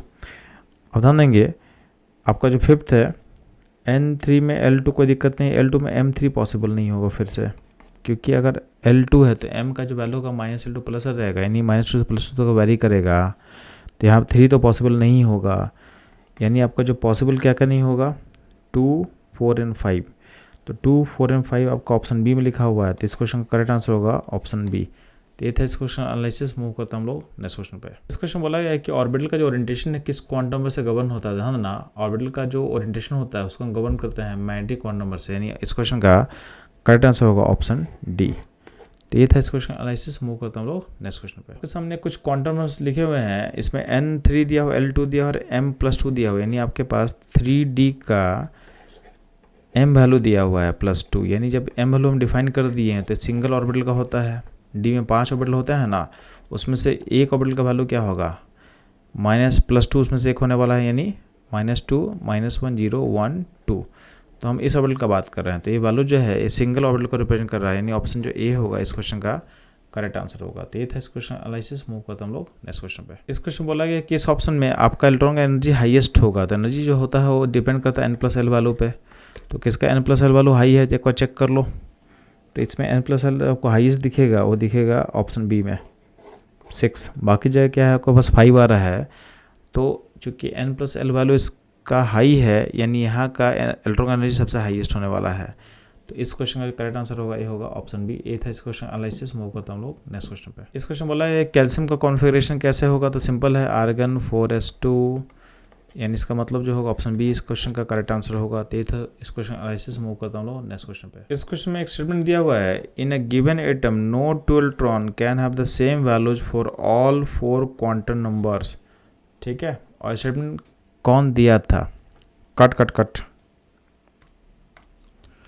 इस क्वेश्चन में स्टेटमेंट दिया हुआ है, in a given atom no 2 electron can have the same values for all 4 quantum numbers, this is called. तो ये बेसिकली पॉली एक्सक्लूजन प्रिंसिपल का पार्ट है, यानी स्टेटमेंट पॉली एक्सक्लूजन प्रिंसिपल हम पढ़ते हैं कि किसी भी एटम में 2 इलेक्ट्रॉन का सारा क्वांटम कभी सेम नहीं हो सकता है। तो ये था इस क्वेश्चन एनालिसिस। मूव करता हम लोग नेक्स्ट क्वेश्चन पे। इस क्वेश्चन आपको सामने एल वैल्यू दिया हुआ है, आपसे बोला है इसमें मैक्सिमम कितना इलेक्ट्रॉन हो सकता है। तो जब भी आपको एल दे देगा, यानी सबसे पता है, तो उस केस में जो मैक्सिमम इलेक्ट्रॉन हो सकते हैं उसका वैल्यू होता है 4l+2। अब एल को पुट कर दो उसमें, तो 4 × 3+2 कितना होगा 14, यानी इससे 14 इलेक्ट्रॉन मैक्सिमम रह सकता है। और ऐसे भी आपको पता है कि L3 मतलब एफ सबसेल में कितना होता है 14 इलेक्ट्रॉन होता है। तो इस क्वेश्चन का जो आंसर होगा डी 14। ए था इस क्वेश्चन एनालिसिस। मूव करता हम लोग नेक्स्ट क्वेश्चन। इस क्वेश्चन बोला है कि आपके एटम में किस ऑर्डर में इलेक्ट्रॉन फिलअप करेंगे इन ऑर्बिटल्स में। तो ध्यान देना, इसमें सिंपली फॉलो करोगे आप n+l रूल। तो सबसे पहले जो फिलअप होगा इन सब में आप ध्यान देना, तो सबसे पहले फिलअप होने वाला है 4s, फिर 3d, फिर 4p, then 5s, then 4d। ठीक है, सिंपली आपको क्या करना है, n+l वैल्यू निकाल कर चेक कर लो एक बार। तो 4s का क्या होगा 4 + 0, 3d में क्या हो जाएगा, चलो ये हो जाएगा 3 + 2, 4p यानी 4 + 1, 5s 5 + 0 एंड 4d 4 + 2। तो अब देखोगे ए n+l का इंक्रीजिंग ऑर्डर है, और जहाँ जहाँ n+l का वैल्यू सेम आ रहा है, जैसे यहाँ पे सेम आ रहा है, तो वहाँ पे जिसका n बड़ा होगा एनर्जी ज़्यादा होता है। ठीक है, इनफैक्ट यहाँ भी आपके पास n+l सेम है, तो यहाँ पे n बड़ा है, तो इसका एनर्जी क्या होगा, ज़्यादा होगा। तो ऑप्शन बी इस क्वेश्चन का करेक्ट सीक्वेंस होगा इन ऑर्बिटल के फिलिंग का। तो ये था इस क्वेश्चन एनालिसिस। मूव करता हूँ लोग नेक्स्ट क्वेश्चन पे। इस क्वेश्चन बोला है कि कॉपर का इलेक्ट्रॉनिक कॉन्फ़िगरेशन क्या होगा। तो ध्यान देंगे, कॉपर में एक्सेप्शन होता है, तो आपका जो D9 होता है वो D10 में कन्वर्ट हो जाता है। तो आप देखोगे तो ऑप्शन जो बी होगा इसका करेक्ट आंसर होगा, यानी यहाँ पे D9 होना चाहिए था, जो कि D10 में चला जाता है ड्यू टू फुलफिल्ड स्टेबिलिटी। तो ये था क्वेश्चन का एनालिसिस। मूव करता हम लोग नेक्स्ट क्वेश्चन पे। इस क्वेश्चन बोला गया है कि N2 NL1 के लिए मैक्सिमम कितना इलेक्ट्रॉन रह सकता है। तो N2L1 मतलब 2p का बात कर रहे हैं, तो 2p सबसेल का बात कर रहे हैं, तो 2p सबसेल में आपके पास 6 इलेक्ट्रॉन रहेगा। तो p सबसेल में 3 ऑर्बिटल, हर में 2 इलेक्ट्रॉन, तो आंसर क्या हो जाएगा 6 हो जाएगा इसका। बस 2p सबसेल है ना, तो 2p सबसेल में क्या होगा, आपका ऑर्बिटल जो होगा 3 ऑर्बिटल होगा, हर में 2 इलेक्ट्रॉन डालोगे तो क्या होगा, इसका आंसर 6 हो जाएगा। ये था इस क्वेश्चन एनालिसिस। मूव करते हम लोग नेक्स्ट क्वेश्चन पे। इस क्वेश्चन पूछा गया कि किस आयन के आउटर मोस्ट शेल में 18 इलेक्ट्रॉन होंगे। तो ध्यान देना, जो पहला आपका जो आयन है कॉपर +1, उसको हम लोग चेक कर लेते हैं। तो कॉपर का जो कॉन्फ़िगरेशन होता है, क्योंकि आपको इलेक्ट्रॉन काउंट करने हैं आउटर मोस्ट शेल में, तो आप नोबल गैस फॉर्म का यूज मत करो, आप शुरू से लेकर लास्ट तक कॉन्फ़िगरेशन लिखो। तो ध्यान देंगे, कॉपर का होता है 1s2, 2s2, 2p6, 3s2, 3p6। ठीक है, और इसमें होता क्या है, उसके बाद होगा 4s2, 3d9 होना चाहिए था, बट यहाँ पे एक्सेप्शन होता है, तो यहाँ पे क्या होगा 4s1 एंड 3d10 हो जाएगा। ठीक, अब ध्यान देंगे, आप इसको सेल के अकॉर्डिंग अरेंज करो।